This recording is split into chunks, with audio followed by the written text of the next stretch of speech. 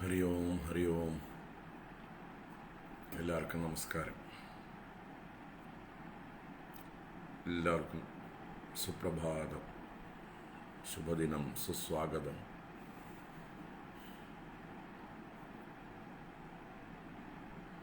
നാരായണ.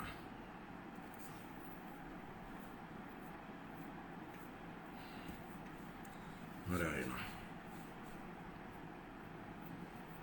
ഓം. ശുക്ലാംബരധരം വിഷ്ണും ശശിവർണം ചതുർഭുജം പ്രസന്നവദനം ധ്യായേത് സർവവിഘ്നോപശാന്തയേ. ഗുരവേ സർവലോകാനാം ഭിഷജേ ഭവരോഗിണാം നിധയേ സർവവിദ്യാനാം ദക്ഷിണാമൂർത്തയേ നമഃ.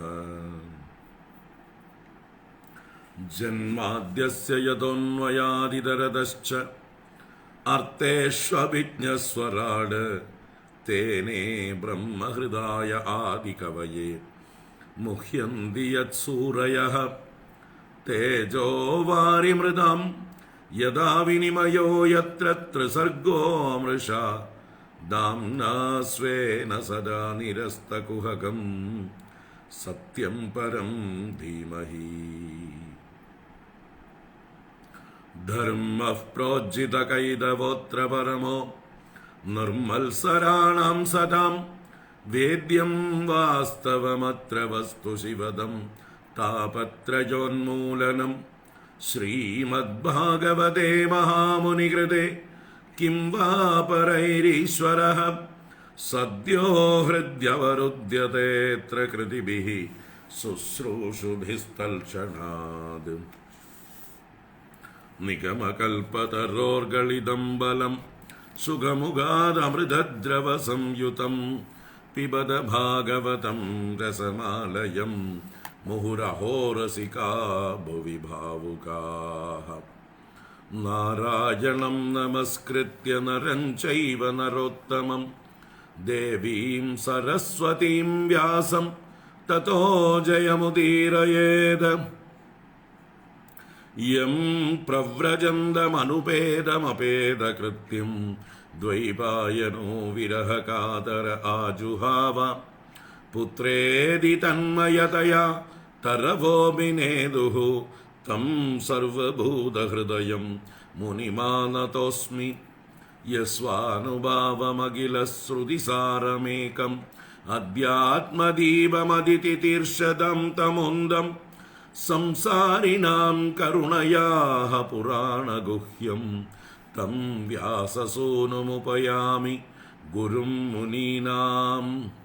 മൂകം കരോതി വാചാലം പങ്കും ലംഘയത്തെ ഗിരിം യത്കൃപാതമഹം വന്ദേ പരമാനന്ദമാധവം. യം ബ്രഹ്മാ വരുണേന്ദ്രരുദ്രമരുതഃ സ്തുന്വന്തി ദിവ്യൈസ്തവൈഃ വേദൈഃ സാംഗപദക്രമോപനിഷദൈഃ ഗായന്തി യം സാമഗാഃ. ധ്യാനാവസ്ഥിതതദ്ഗതേന മനസാ പശ്യന്തി യം യോഗിനോ യസ്യാന്തം ന വിദുഃ സുരാസുരഗണാഃ. ദേവായ തസ്മൈ നമഃ. കോമളം കൂജയൻ വേണും ശ്യാമളോയം കുമാരകഃ വേദവേദ്യം പരം ബ്രഹ്മ ഭാസതാം പുരതോ മമ. ഭൂതൈർമഹദ്ഭിർയൈമാ പുരോ വിഭുഃ നിർമായശേതേ യദമൂഷു പൂരുഷഃ ഭുങ്ക്തേ ഗുണാൻ ഷോഡശ ഷോഡശാത്മകഃ സോലങ്കൃഷീഷ്ട ഭഗവാൻ വജാംസി മേ. സച്ചിദാനന്ദരൂപായ വിശ്വോത്പത്യാദിഹേതവേ താപത്രയ വിനാശായ ശ്രീകൃഷ്ണായ വയം നുമഃ. കൃഷ്ണായ വാസുദേവായ ഹരയേ പരമാത്മനി പ്രണതക്ലേശനാശായ ഗോവിന്ദായ നമോ നമഃ. കൃഷ്ണായ വാസുദേവായ ദേവകീനന്ദനായ ച നന്ദഗോപകുമാരായ ഗോവിന്ദായ നമോ നമഃ. നമഃ പങ്കജനാഭായ നമഃ പങ്കജമാലിനി നമഃ പങ്കജനേത്രായ നമസ്തേ പങ്കജാംഗ്രയേ. പീതാംബരം കരവിരാജിതശങ്കചക്ര കൗമോദഗീ സരസിജം കരുണാസമുദ്രം രാധാസഹായമതിസുന്ദരമന്ദഹാസം വാതാലയേശമനിശം ഹൃദി ഭാവയാമി.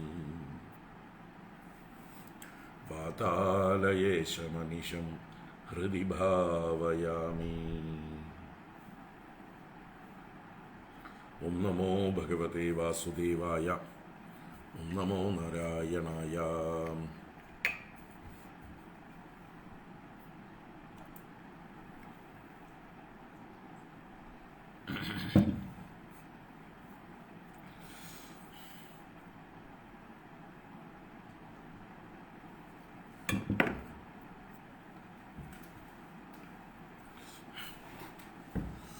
നാരായണ.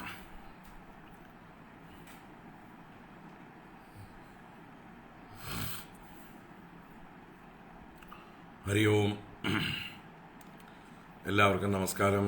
എല്ലാവർക്കും സുപ്രഭാതം, ശുഭദിനം, സുസ്വാഗതം. എല്ലാവർക്കും ഗുരുവായൂർ ഏകാദശി ആശംസകൾ, ഭഗവത്ഗീതാദിന ആശംസകൾ.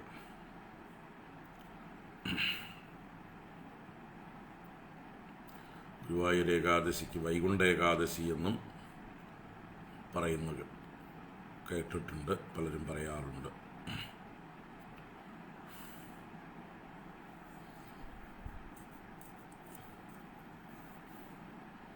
അയ്യായിരത്തിൽ പരം വർഷങ്ങൾക്ക് മുമ്പ് കുരുക്ഷേത്ര ഭൂമിയിൽ മഹാഭാരത യുദ്ധം ആരംഭിച്ചത് ഇന്നത്തെ ദിവസമാണ്. അപ്പോൾ യുദ്ധാരംഭത്തിന് തൊട്ട് മുമ്പായിട്ടാണ് ഭഗവാൻ അർജുനന് ഭഗവത്ഗീതോപദേശം ചെയ്തത്. ഒരു മാർഗഴി മാസത്തിലെ അല്ലെങ്കിൽ മാർഗശീർഷ മാസത്തിലെ ശുക്ലപക്ഷ ഏകാദശി, അതാണ് ഈ വൈകുണ്ഠ ഏകാദശി. അതുതന്നെയാണ് ഗീതാദിനം എന്ന് നമ്മൾ ആചരിക്കുന്നത്. അതുതന്നെയാണ് ഇപ്പോൾ ഗുരുവായൂർ ഏകാദശിയായും ആചരിക്കുന്നത്. ഗുരുവായൂരിനോടനുബന്ധിച്ച് ഒരുപാട് ഐതിഹ്യങ്ങൾ ഈ ദിവസത്തോട് ബന്ധപ്പെട്ടുണ്ട്. നിങ്ങൾക്കെല്ലാവർക്കും അറിയാവുന്നതാണ്.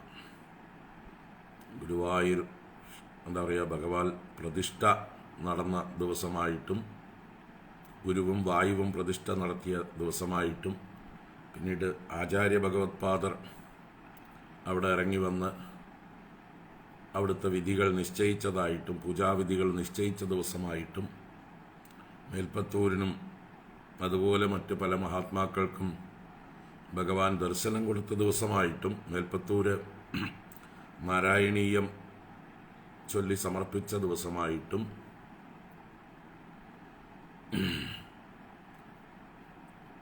അവസാനം നമ്മുടെ ഗുരുവായൂർ കേശവൻ്റെ സമാധി ദിനമായും ചെമ്പൈക്ക് നാദം നിലച്ച് ചെമ്പൈ ഭഗവാന്റെ മുമ്പിൽ ഭഗവാനെ പാടി തൻ്റെ നാദം വീണ്ടെടുത്ത ഐതിഹ്യവും, അങ്ങനെ ഐതിഹ്യമല്ലാതെ നമുക്ക് ചരിത്രമാണ്, നമ്മുടെ മുമ്പിൽ നടന്നതാണ്. ഇങ്ങനെ ഒരുപാട്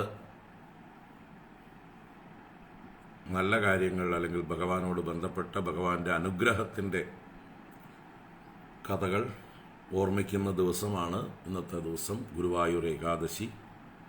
വളരെ വിശേഷപ്പെട്ടതായിട്ടുള്ള ഏകാദശി. ഗുരുവായൂർ മുഴുവൻ ആൾക്കാരെ കൊണ്ട് നിറഞ്ഞിട്ടുണ്ട്. അപ്പോൾ ഇങ്ങനെ വളരെ വിശേഷപ്പെട്ടൊരു ദിവസമാണ് വൈകുണ്ഠ ഏകാദശിയും ഗുരുവായൂർ ഏകാദശിയും ഗീതാദിനവും ഒക്കെ ആയിരിക്കുന്ന ഇന്ന്. അപ്പം ഇന്ന് നമ്മൾ നേരെ വൈകുണ്ഠത്തിലേക്ക് പോവുകയാണ്.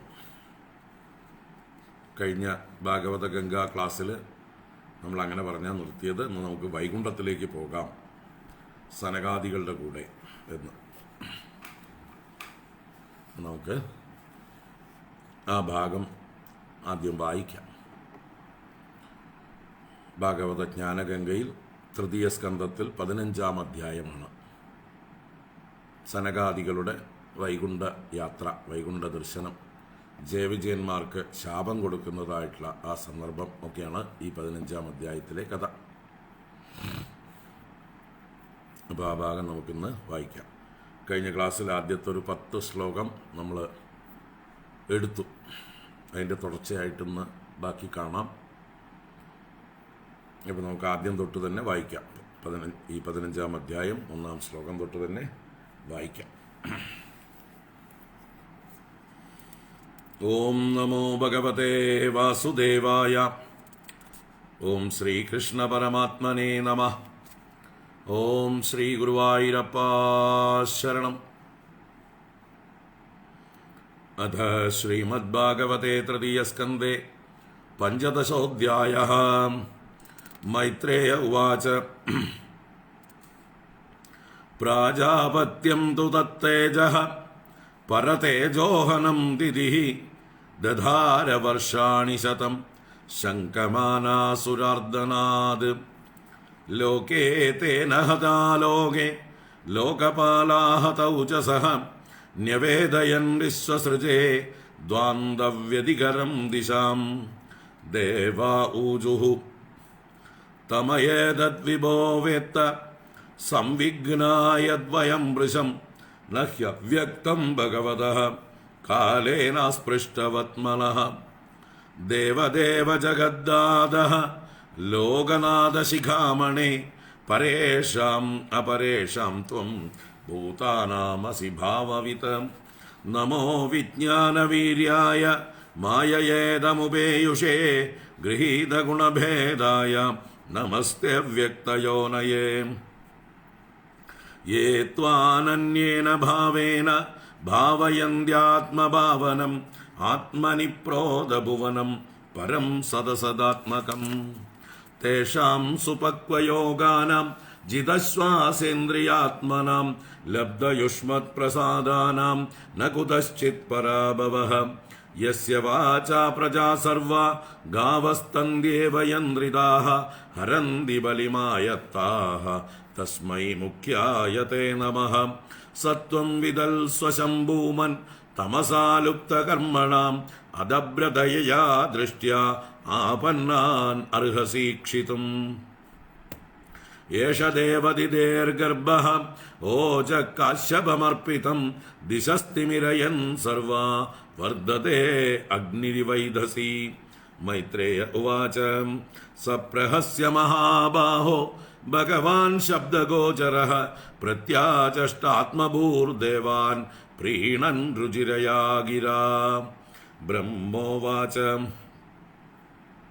മാനസാ മേ സുതായുഷ്മത് പൂർവജാ സനകാദയഃ ചേരുർവിഹായ സാ ലോകാൻ ലോകേഷു വിഗതസ്പൃഹാഃ. തയേകദാ ഭഗവതോ വൈകുണ്ഠസ്യാമലാത്മനഃ യയുർവൈകുണ്ഠനിലയം സർവലോകനമസ്കൃതം. വസന്തി യത്ര പുരുഷാഃ സർവേ വൈകുണ്ഠമൂർത്തയഃ യേ അനിമിത്തനിമിത്തേന ധർമ്മേണാരാധയൻ ഹരിം. യത്ര ചാദ്യഃ പുമാനാസ്തേ ഭഗവാൻ ശബ്ദഗോചരഃ സത്വം വിഷ്ടഭ്യ വിരജം സ്വാനാം നോ മൃഡയൻ വൃഷഃ.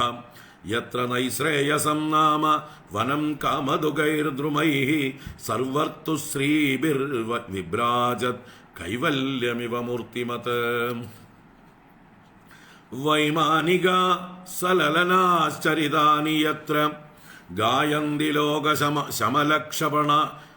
ലോകശമലക്ഷപണാനി ഭർത്തുഃ അന്തർജലേ അനുവികസൻ മധുമാധവീനാം ഗന്ധേന ഖണ്ഡിതതിയോപ്യനിലം ക്ഷിപന്തഃ പാരാവതാന്യഭൃതസാരസചക്രവാക ദാത്യൂഹ ഹംസശുകതിത്തിരിബർഹിണാം യഃ കോലാഹലോ വിരമത്തെ അചിരമാത്രമുച്ചൈഃ ഭൃംഗാദിഭേ ഹരികഥാമിവ ഗായമാനി മന്ദാരകുന്ദ കുലവോൽപല ചമ്പകാർണ പുന്നാഗനാഗബകുളാംബുജ പാരിജാതാഃ ഗന്ധേർച്ചിതേ തുളസികാഭരണേന തസ്യ യസ്മിൻ തപസ്സു മനസോ ബഹുമാനയന്തി യൽസങ്കുലം ഹരിപദാനതിമാത്രദൃഷ്ടൈഃ വൈഡൂര്യമാരഗതഹേമമയൈർവിമാനൈഃ യേഷാം ബൃഹത്കടിതടാഃ സ്മിതശോഭിമുഖ്യഃ കൃഷ്ണാത്മനാം നരജ ആദതുരുത്സ്മയാദ്യൈഃ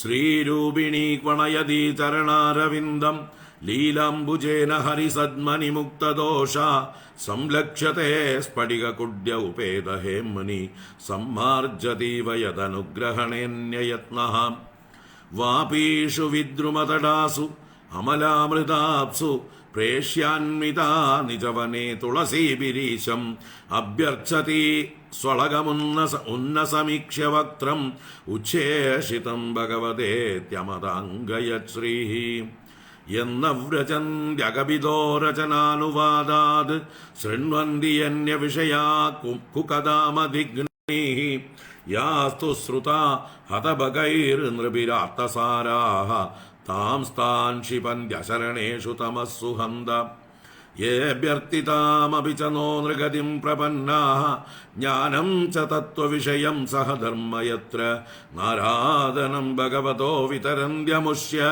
സമ്മോഹിതാ വിതതയാ ബതമായയാ തേ യച്ഛ വ്രജന്ത്യനിമിഷാം ഋഷഭാനുവൃത്യ ദൂരേ യമാഹ്യുപരി ന സ്പൃഹണീയശീലാഃ ഭർത്തുർമിതസ്സുയശസഃ കദനാനുരാഗ വൈക്ലബ്യ ബാഷ്പകലയാ പുളകീകൃതാംഗാഃ തദ്വിശ്വകുർവതി കൃതം ഭുവനൈകവന്ദ്യം ദിവ്യം വിചിത്ര വിബുധാഗ്രവിമാനശോചിഃ ആപുഃ പരാം മുദമപൂർവമുപേത്യ യോഗമായാബലേന മുനയസ്തതതോ വികുണ്ഡം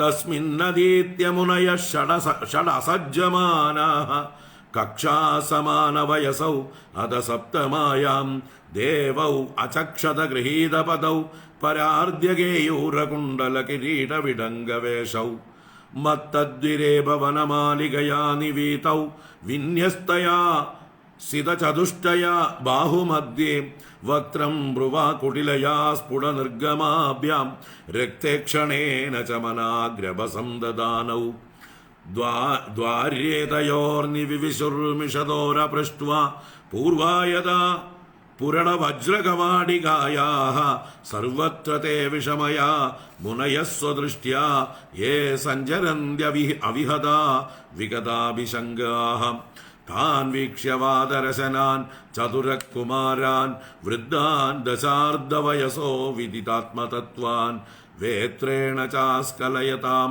അതദർഹണാം സ്തൗ തേജോ വിഹസ്യ ഭഗവൽ പ്രതികൂലശീലൗ താഭ്യാമിഷത് സ്വനിമിഷേഷു നിഷിദ്യമാനാഃ സ്വർഹത്തമാഹ്യഭിഹരേ പ്രതിഹാരഭാഭ്യാം ഊജുസ്സുഹൃത്തമതിദൃക്ഷിതഭംഗൈഷത് കാമാനുജേന സഹസാ ത ഉപപ്ലുതാക്ഷാഃ സർവത്ര ഗോവിന്ദനാമ സങ്കീർത്തനം ഗോവിന്ദ ഗോവിന്ദ.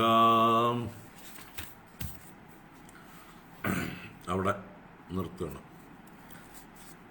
തുടർന്ന് സനകാദികളുടെ ശാപമാണ്. അപ്പോൾ പിന്നെ അതവിടെ നിൽക്കട്ടെ. തൊണ്ട ശരിയായിട്ടില്ല, അതുകൊണ്ട് വായിക്കുമ്പോൾ ഒരു സ്ട്രെയിൻ ഉണ്ട്, അതുകൊണ്ടാണ് കേട്ടോ.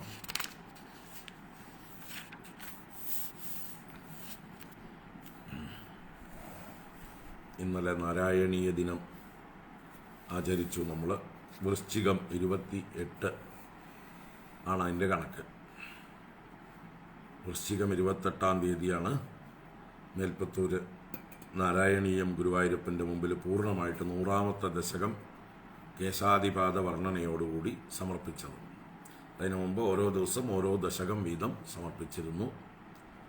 ഓണം കഴിഞ്ഞ് തിരുവോണം കഴിഞ്ഞ് പിറ്റേ ദിവസം ആരംഭിച്ചതാണ്. അവിട്ടം ദിവസം ആരംഭിച്ച് അല്ലേ, ചിങ്ങമാസത്തിലെ തിരുവോണം കഴിഞ്ഞ് അവിട്ടം ദിവസം ആരംഭിച്ച് കന്നി, തുലാം, വൃശ്ചികത്തിലെ 28-ാം തീയതി വരെ 100 ദിവസം. അപ്പോൾ കന്നിയും തുലാവും പൂർണ്ണമായിട്ടും, വൃശ്ചികത്തിൽ 28-ഉം, ബാക്കി 10-12 ദിവസം ചിങ്ങത്തിലെ ആയിരിക്കും. അങ്ങനെ 100 ദിവസം കൊണ്ട് 100 ദശകം ഭഗവാന്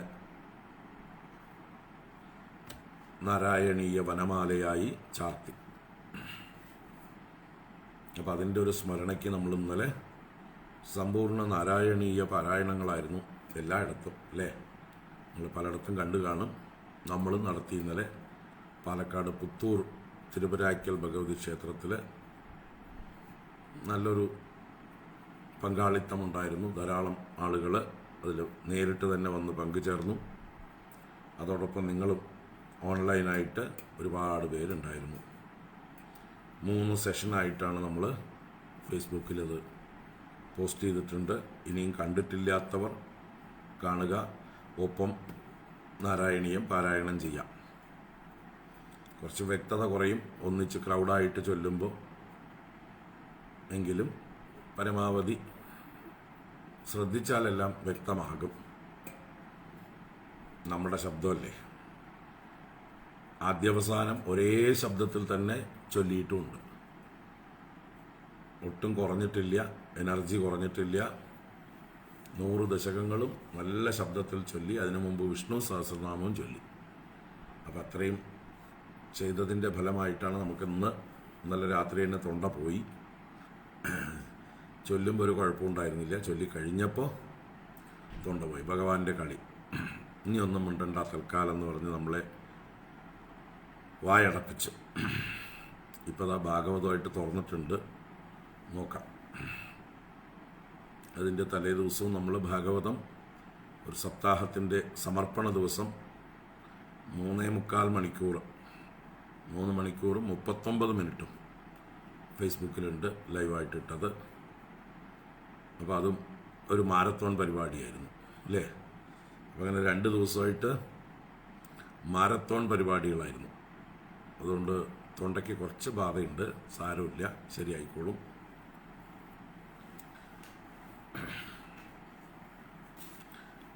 ചെമ്പൈക്ക് നാദം നിലച്ചപ്പോൾ തൻ്റെ പാഞ്ചജന്യം കൊടുത്തവനാണ്, ശംഖം കൊടുത്തവനാണ് ഭഗവാൻ ഗുരുവായൂരപ്പൻ അല്ലേ. അപ്പം നമുക്ക് തരാതിരിക്കുമോ? ഒരു കുഴപ്പമില്ല. നമ്മൾ എല്ലാ വർഷവും അങ്ങനെ ചെയ്യാറുണ്ട്. ഒറ്റയ്ക്ക് തന്നെ മുഴുവനും ചൊല്ലാറുണ്ട്. പല പ്രാവശ്യം അങ്ങനെ ഉണ്ടായിട്ടുള്ളത്. അപ്പം അതും പുതുമയല്ല, അതുകൊണ്ട് കുഴപ്പമില്ല. അപ്പം എന്തായാലും നമുക്കിന്ന് വൈകുണ്ഠത്തിലേക്ക് പോകാം സനകാദികളുടെ കൂടെ. അപ്പോൾ നോക്കാം.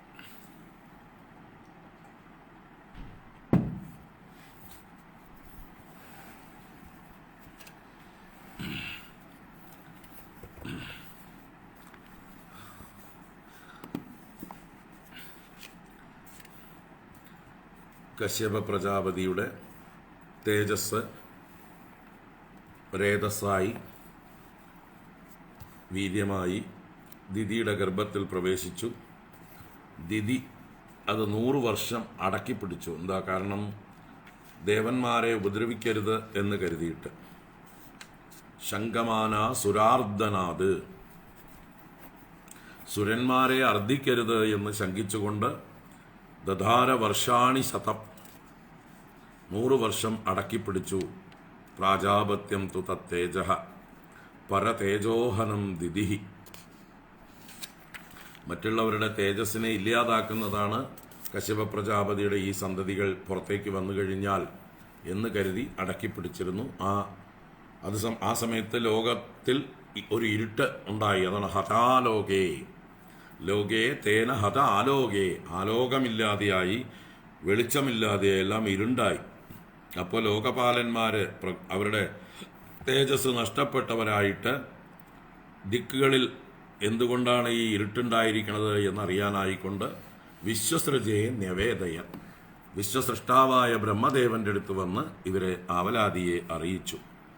അതായിരുന്നു നമ്മൾ കഴിഞ്ഞ ക്ലാസ്സിൽ അവസാനം കണ്ട ഭാഗങ്ങൾ. ദേവാ ഊജുഹു, അല്ലയോ വിഭോ, എന്താണ് ഈ ഇരുട്ടിന്റെ കാരണമെന്ന് അങ്ങ് അറിയുന്നുവല്ലോ. ഞങ്ങൾ അത് കാരണമായിട്ട് വല്ലാതെ ഭയപ്പെട്ടിരിക്കുന്നു. ഇത് അങ്ങേക്ക് അറിയാത്തതായിട്ട് ഒന്നുമില്ലല്ലോ. കാലത്താൽ ബാധിക്കപ്പെടുന്ന അറിവല്ല അങ്ങയുടെ അറിവ്, അതുകൊണ്ട് അങ്ങ് എല്ലാം അറിയുന്നവനാകുന്നു എന്ന് പറഞ്ഞ് ബ്രഹ്മദേവനെ 2 ശ്ലോകങ്ങളെ കൊണ്ട് സ്തുതിച്ച് നമസ്കരിച്ചു. ദേവദേവ ജഗദ്ദാതഃ ലോകനാഥ ശിഖാമണി പരേഷാം അപരേഷാം ത്വം ഭൂതാനാമസി ഭാവവിത് നമോ വിജ്ഞാനവീര്യായ മായയേതമുപേയുഷേ ഗൃഹീത ഗുണഭേദായ നമസ്തേ അവ്യക്തയോനയേ.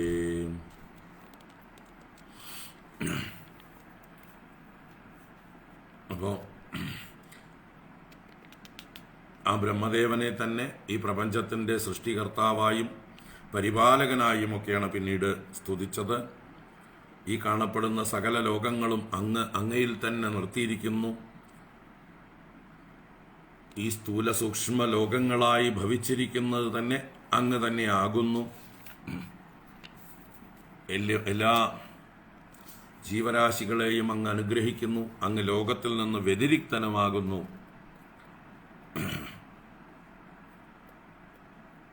അങ്ങനെയുള്ള അങ്ങയെ ആരാണോ ഭജിക്കുന്നത് അവർക്ക് യാതൊരു തരത്തിലുള്ളതായിട്ടുള്ള പീഡകളും ഉണ്ടാകുന്നില്ല എന്നും വർണ്ണിച്ചു.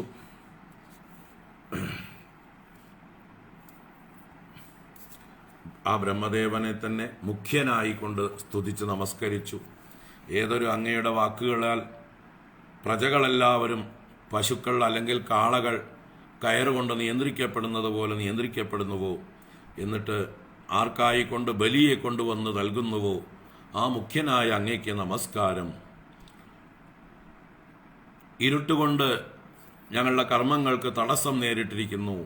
തമസാ ലുപ്തകർമ്മണാം നഹ സഹ ത്വം ശംവിതൽ സ്വഭൂമൻ. അല്ലയോ ഭൂമാവേ, ഞങ്ങൾക്ക് മംഗളത്തെ നൽകിയാലും ഞങ്ങൾക്ക് ഞങ്ങളുടെ കർമ്മങ്ങൾ ചെയ്യുവാനുള്ള വെളിച്ചം നൽകിയാലും ഈ ആപത്തിൽ പ്രാപിച്ചിരിക്കുന്ന അങ്ങയെ ശരണം പ്രാപിച്ചിരിക്കുന്ന ഞങ്ങളെ അനൽപമായ ദൃഷ്ടി കൊണ്ട്, ദയയോടുകൂടിയ ദൃഷ്ടി കൊണ്ട് അങ്ങൊന്ന് കടാക്ഷിച്ചാലും നോക്കിയാലും അദഭ്രദയാ ദൃഷ്ട്യ ആപന്നാൻ അർഹസി ഈക്ഷിതും.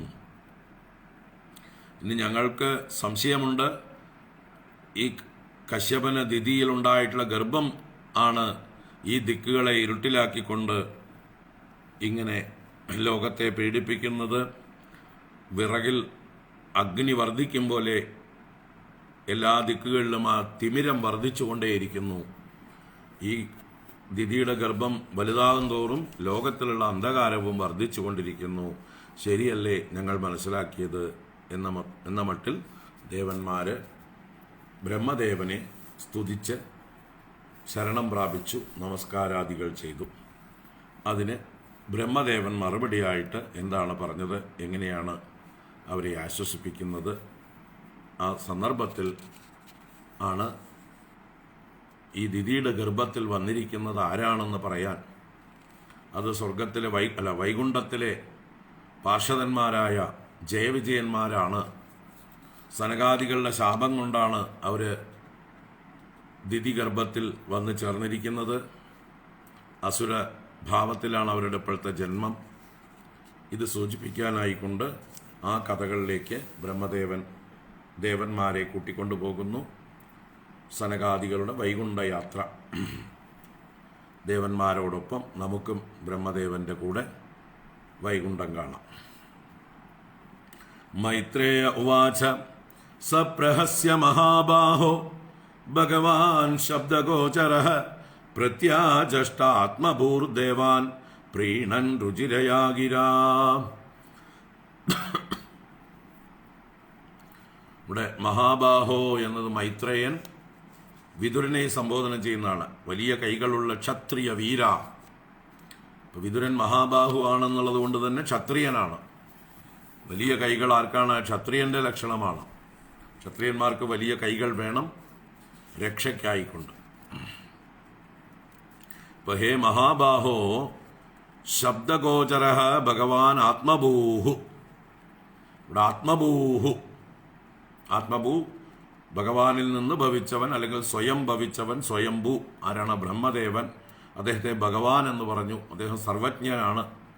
ആ സർവജ്ഞനായിട്ടുള്ള ആത്മഭൂ ശബ്ദഗോചര, അദ്ദേഹത്തെക്കുറിച്ച് ഒന്നുകൂടെ വിശേഷിപ്പിച്ചു. വേദവാക്കുകളിലൂടെ അറിയപ്പെടേണ്ടവൻ, വേദശബ്ദങ്ങളെ കൊണ്ട് അറിയപ്പെടുന്നവൻ എന്നൊക്കെ ആ ബ്രഹ്മദേവനെ സ്തുതിച്ചു. അപ്പോൾ ബ്രഹ്മദേവനെ ഇവിടെ ഒരു എന്താ പറയുക, ആ പരബ്രഹ്മത്തോട് ഉപമിച്ചുകൊണ്ട് തന്നെയാണ് വർണ്ണിക്കുന്നത്. അപ്പോൾ ആ ബ്രഹ്മദേവൻ ശബ്ദഗോചര ഭഗവാൻ ആത്മഭൂഹു എന്ത് ചെയ്തു? പ്രഹസ്യ രുചിരയാ ഗിര ദേവാൻ പ്രീണൻ പ്രത്യാചഷ്ട. പ്രഹസ്യ, ചിരിച്ചുകൊണ്ട്. ഈ ദേവന്മാര് ഭയപ്പെട്ടുകൊണ്ട് ബ്രഹ്മദേവനെ സമീപിച്ചപ്പോൾ ബ്രഹ്മദേവനും ഭയപ്പെടുകയോ കരയുകയോ ദേഷ്യം വരികയോ അല്ല ചെയ്തത്. അദ്ദേഹം ചിരിച്ചുകൊണ്ട്. കാരണം എന്താ? ചിരിയുടെ അർത്ഥം എന്താണ്? എല്ലാം അറിയുന്നതിൻ്റെ ചിരിയാണത്. എല്ലാം അറിയുന്നവന് ഒന്നിനും ഭയമില്ല. അപ്പോൾ ഇവിടെ എന്തൊക്കെയാണ് നടക്കുന്നത്? ഈ ദിതിയുടെ ഗർഭത്തിൽ ആരാണ്, എങ്ങനെയാണ് വന്നു ചേർന്നിരിക്കുന്നത്, അവരെന്തൊക്കെ ചെയ്യാൻ പോകുന്നു, ഈ വക കാര്യങ്ങളെക്കുറിച്ചൊക്കെ ബ്രഹ്മദേവന് കൃത്യമായിട്ടുള്ള അറിവുണ്ട്. അതുകൊണ്ടാണ് അദ്ദേഹത്തെ ഭഗവാൻ എന്ന് വിളിച്ചത്. ഉൽപ്പത്തിം ച വിനാശം ച ഭൂതാനാമാഗതിം ഗതിം വേത്തി വിദ്യാം അവിദ്യാം ച സവാച്യോ ഭഗവാൻ ഇതി. ഭഗവാൻ എന്ന വാക്കിന് നിർവചനം പറയുമ്പോൾ രണ്ടാമത്തെ നിർവചനമാണിത് വിഷ്ണു പുരാണത്തിൽ. ഉൽപ്പത്തിം ച വിനാശം ച ഭൂതാനാം ആഗതിം ഗതിം. ഓരോ ഭൂതങ്ങളുടെയും വരവും പോക്കും, ഉൽപ്പത്തിയും വിനാശവും, അവരെന്ത് കർമ്മം കൊണ്ടാണ്, ഏതൊക്കെ പ്രാരബ്ധം കൊണ്ടാണ് ഇവിടേക്ക് വരുന്നത്, ഇവിടെ വന്ന് അവരെന്തൊക്കെ വേഷം കെട്ടാനാ പോകുന്നത്, എന്തൊക്കെ കളി കളിക്കാനാ പോകുന്നത്, ഇതൊക്കെ അറിയുന്നവനാണ് ആര്? ബ്രഹ്മദേവൻ. അല്ലേ? നമ്മൾ സാധാരണ പറയാറുണ്ട്, അദ്ദേഹമാണ് നമ്മുടെയൊക്കെ തലയിൽ എഴുതുന്നത് പോലും. നമ്മുടെ തലയിൽ നമ്മൾ എന്തൊക്കെ ചെയ്യണം എന്നുള്ള സ്ക്രിപ്റ്റ് എഴുതുന്നത്. അപ്പോൾ സ്ക്രിപ്റ്റ് റൈറ്ററും കൂടിയാണ് ബ്രഹ്മദേവൻ. അപ്പോൾ സ്ക്രിപ്റ്റ് റൈറ്റർക്ക് കഥ അറിയാതിരിക്കില്ലല്ലോ, അല്ലേ? ഓരോ സിനിമയിൽ തിരക്കഥ എഴുതുന്ന തിരക്കഥാകൃത്തിന് ആ സിനിമയിൽ എന്തൊക്കെയാണ് ക്ലൈമാക്സിൽ വരാൻ പോണത്, ഏതൊക്കെ സസ്പെൻസുകളൊക്കെ, അല്ലേ? മറ്റുള്ളവർക്ക്, നടന്മാർക്ക് പോലും അറിയില്ലെങ്കിലും പ്രൊഡ്യൂസർക്ക് പോലും ചിലപ്പോൾ അറിഞ്ഞില്ല എന്ന് വരും. ഡയറക്ടർക്കും ഈ സ്ക്രിപ്റ്റ് റൈറ്റർക്കും മാത്രമേ ചിലപ്പോൾ പലതും അറിയുള്ളൂ. പ്രൊഡ്യൂസറോട് പോലും ചിലപ്പോൾ എല്ലാ രഹസ്യവും പറയില്ല അവർ, നടന്മാരോട് പറയില്ല. അതുപോലെ ഇവിടെ ബ്രഹ്മദേവൻ എല്ലാവരുടെയും തലയിൽ എഴുതുന്ന സ്ക്രിപ്റ്റ് റൈറ്ററാണ്. അതുകൊണ്ട് ഈ ഹിരണ്യാക്ഷനും ഹിരണ്യകശിപുവുമൊക്കെ ഇവിടെ വന്ന് എന്തൊക്കെയാ ചെയ്യാൻ പോകുന്നത് എന്നൊക്കെ നല്ലതുപോലെ അറിയുന്ന ആളാണ്. ഉൽപ്പത്തിം ച വിനാശം ച ഭൂതാനാം ആഗതിം ഗതിം വേത്തി വിദ്യാം അവിദ്യാം ച സവാച്യോ ഭഗവാനിധി. വിദ്യയുടെയും അവിദ്യയുടെയും ഒക്കെ തത്വവും എല്ലാം അറിയുന്നവനാണ് ബ്രഹ്മദേവൻ. അതുകൊണ്ട് അദ്ദേഹത്തിന് ചിരി വന്നു. കാരണം എല്ലാം അറിയുന്ന ആളായതുകൊണ്ട്. നമ്മളൊരു വളരെ സസ്പെൻസ് ത്രില്ലറായിട്ടുള്ളൊരു സിനിമ ആദ്യത്തെ പ്രാവശ്യം കഥയറിയാതെ നമ്മൾ കാണുമ്പോൾ നമുക്ക് സസ്പെൻസും ത്രില്ലും ഒക്കെ ഉണ്ട്. രണ്ടാമത്തെ പ്രാവശ്യം പോയിരിക്കുമ്പോൾ നമ്മൾ ചിരിച്ചോണ്ടായിരിക്കും കാണുക. ആ സസ്പെൻസ് ഒന്നും നമുക്കുണ്ടാവില്ല. മറ്റുള്ള ചുറ്റുമുള്ള ആളുകളൊക്കെ ആദ്യമായിട്ട് വരുന്നവർ വളരെ മുൾമുനയിലിരിക്കുന്നുണ്ടാവും. കസേരയിൽ നിന്നൊക്കെ അവർ തന്നെ എണീച്ച്, അല്ലേ, ഇരിപ്പുറയ്ക്കാതെ ബഹളം വയ്ക്കലും എന്തൊക്കെയോ ചെയ്യുന്നുണ്ടാവും. പക്ഷേ രണ്ടാം പ്രാവശ്യമോ മൂന്നാം പ്രാവശ്യമോ ആ സിനിമ കാണുന്ന ഒരാൾക്ക് വല്ല കൗതുകവുമുണ്ടോ ആങ്സൈറ്റി ഉണ്ടോ അതിൻ്റെ കഥയറിയാവുന്നത് കൊണ്ട്. അതുപോലെയാണ് ഇവിടെ ജ്ഞാനികളുടെ അവസ്ഥ ഈ ലോകത്തെക്കുറിച്ച്. ഇവിടെ ബ്രഹ്മദേവൻ ഭഗവാനാണ്. അപ്പോൾ അദ്ദേഹം ചിരിച്ചുകൊണ്ട് ഇങ്ങനെ പറഞ്ഞു, പ്രഹസ്യ രുചിരയാ ഗിര ദേവാൻ പ്രീണൻ പ്രത്യാചഷ്ട.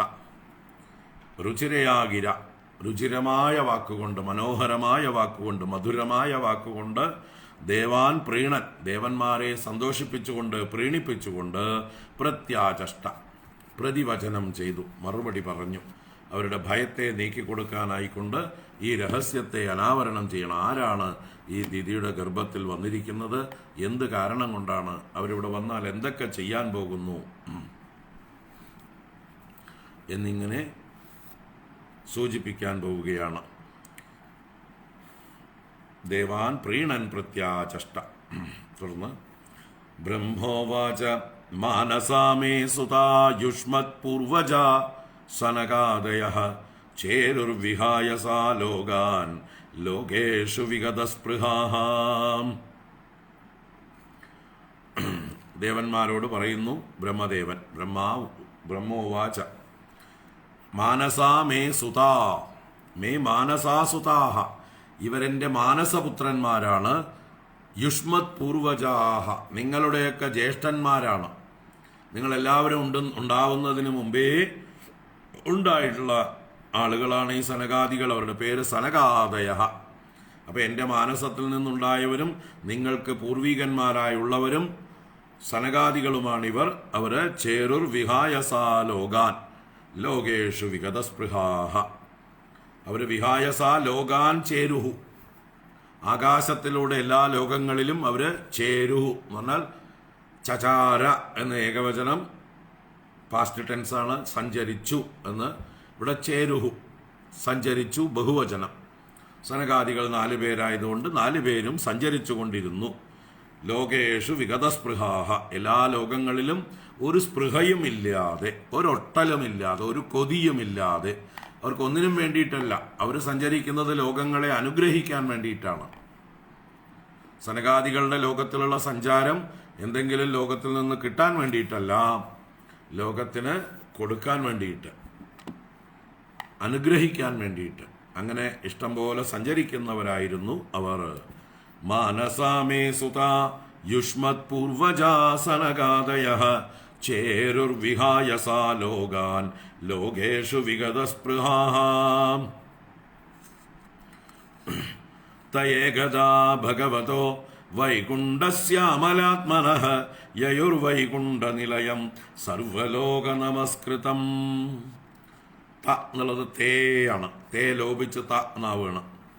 ഏകദാ എന്നുള്ളതിൻ്റെ സ്വരാക്ഷരം വന്നപ്പോൾ, ഏ എന്നുള്ള സ്വരാക്ഷരം വന്നപ്പോൾ തേ എന്നുള്ളതിൽ ഏകാരം പോയി. അപ്പോൾ പിരിച്ചെഴുതുമ്പോഴോ തേ, തേ എന്ന് പറഞ്ഞാൽ അവർ. ആരാവർ? സനകാദയ. ഏകദാ ഒരിക്കൽ, ഭഗവതോ വൈകുണ്ഠസ്യ അമലാത്മനഃ യയുർവൈകുണ്ഠനിലയം സർവലോക നമസ്കൃതം. ആ ഭഗവതഃ അമലാത്മനഃ വൈകുണ്ഠസ്യ സർവലോക നമസ്കൃതം വൈകുണ്ഠനിലയം യയുഃ. ആരത്തെ? എപ്പോൾ? ഏകത, ഒരിക്കൽ. ഒരിക്കൽ അവര് ഭഗവതഃ, ഭഗവാന്റെ എല്ലാ ഐശ്വര്യങ്ങളും തികഞ്ഞവനായ ഭഗവാന്റെ അമലാത്മനഃ, ഭഗവാൻ നിർമ്മല ഹൃദയനാണ്, നിർമ്മലാത്മാവാണ്. അദ്ദേഹത്തിൻ്റെ വൈകുണ്ഠസ്യ, വൈകുണ്ഠമൂർത്തിയായ നാരായണന്റെ സർവലോക നമസ്കൃതം വൈകുണ്ഠനിലയം, എല്ലാ ലോകത്തിലുള്ള ആളുകളാലും ബഹുമാനിക്കപ്പെടുന്നതായിട്ടുള്ള, എല്ലാറ്റിലും വെച്ച് ശ്രേഷ്ഠമായിരിക്കുന്ന, ഉന്നതമായിരിക്കുന്ന ആ വൈകുണ്ഠ നിലയത്തിലേക്ക് തേ ഏകദായയുഹു, ആ സനകാദികൾ ഒരിക്കൽ യാനം ചെയ്തു. അപ്പോൾ എല്ലായിടത്തും സഞ്ചരിക്കുന്ന പോലെ അവർ യഥേഷ്ടം സഞ്ചരിക്കുന്നവരാണ്, പരമഹംസന്മാരാണ്, പരിവ്രാജകന്മാരാണ് സനകാദികൾ, നിത്യമുക്തന്മാരാണ്. അവരിങ്ങനെ ഒരിക്കൽ ആ ഭഗവാന്റെ വൈകുണ്ഠ നിലയത്തിലേക്ക് സഞ്ചരിച്ചു, യാനം ചെയ്തു എന്ന് പറഞ്ഞു. അങ്ങനെ ഇനി ആ വൈകുണ്ഠത്തെ വർണ്ണിക്കാൻ തുടങ്ങുകയാണ് ബ്രഹ്മദേവൻ.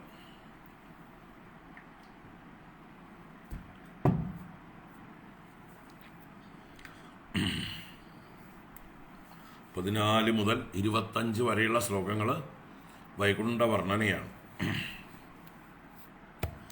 വസന്തി യത്ര പുരുഷാഃ സർവേ വൈകുണ്ഠമൂർത്തയഃ യേ അനിമിത്ത നിമിത്തേന ധർമ്മേണാരാധയൻ ഹരിം.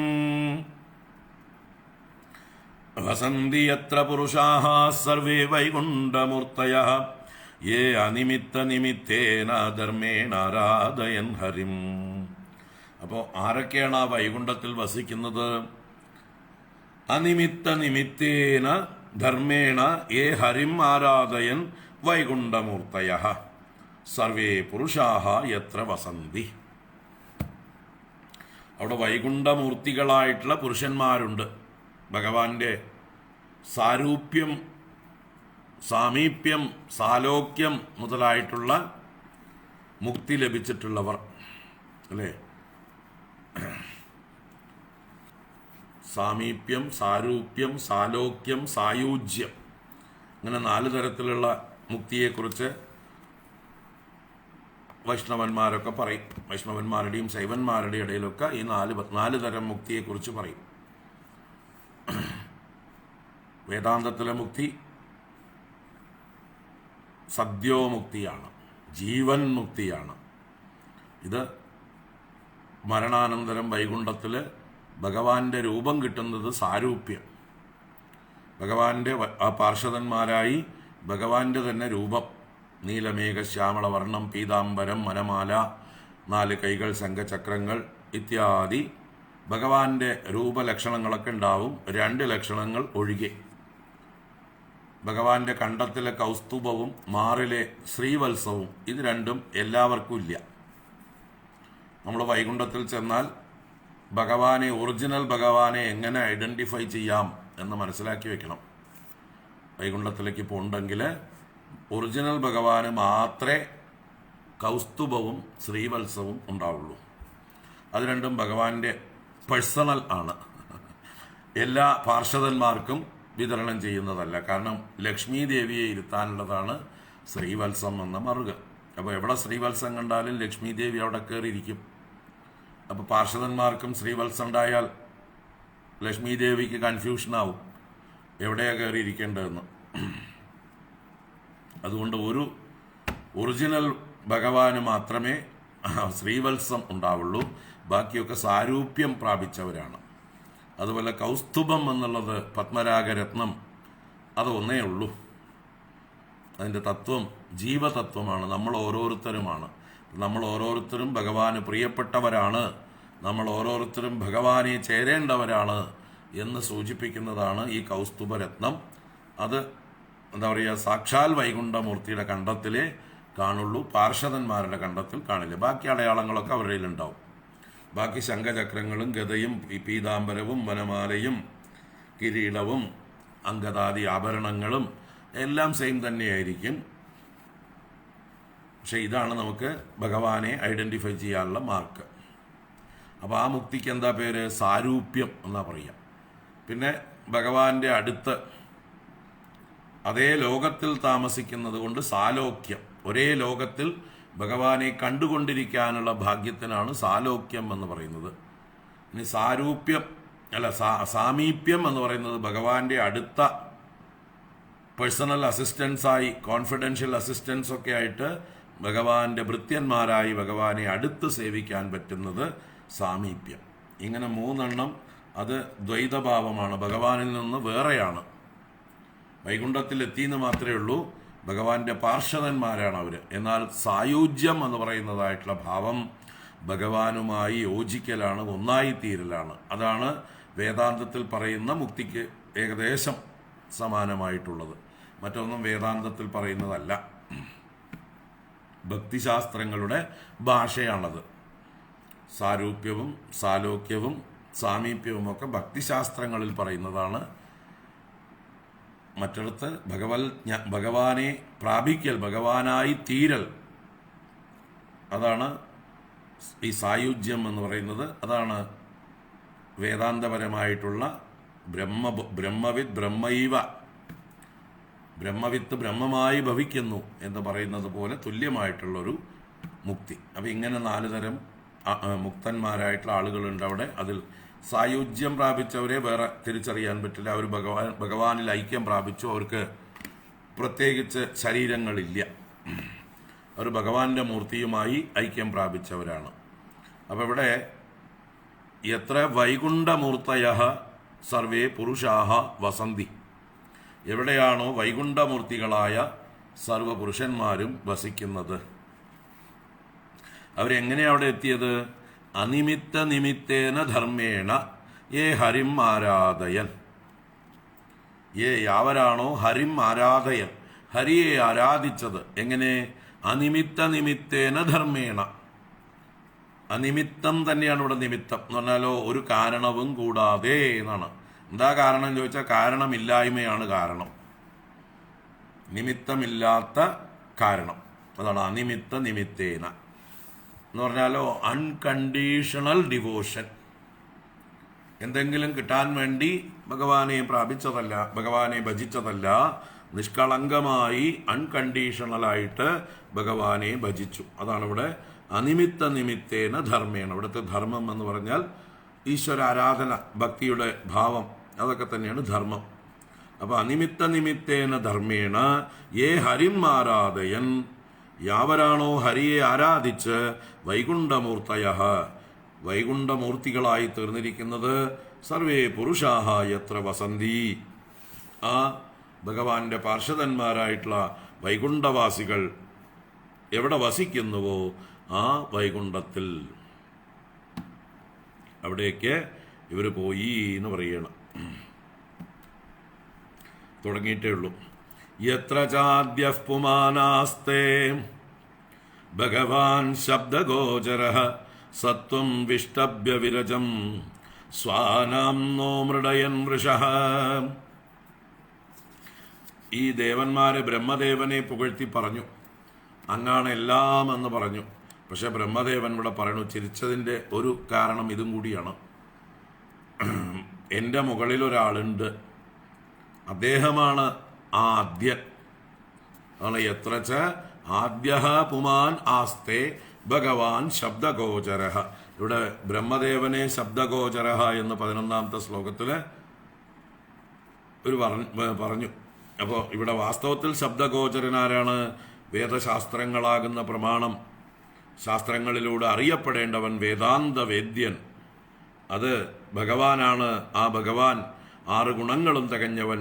ആദ്യ പുമാൻ, ആദിയിലുള്ള പുരുഷൻ, എല്ലാറ്റിനും മുമ്പേ ഉള്ള പുരുഷൻ, ഞങ്ങൾക്കും മുമ്പേ ഉള്ള, ഞങ്ങൾക്കും കാരണമായിരിക്കുന്ന, ഞങ്ങൾക്കും ബോസായിരിക്കുന്നവൻ.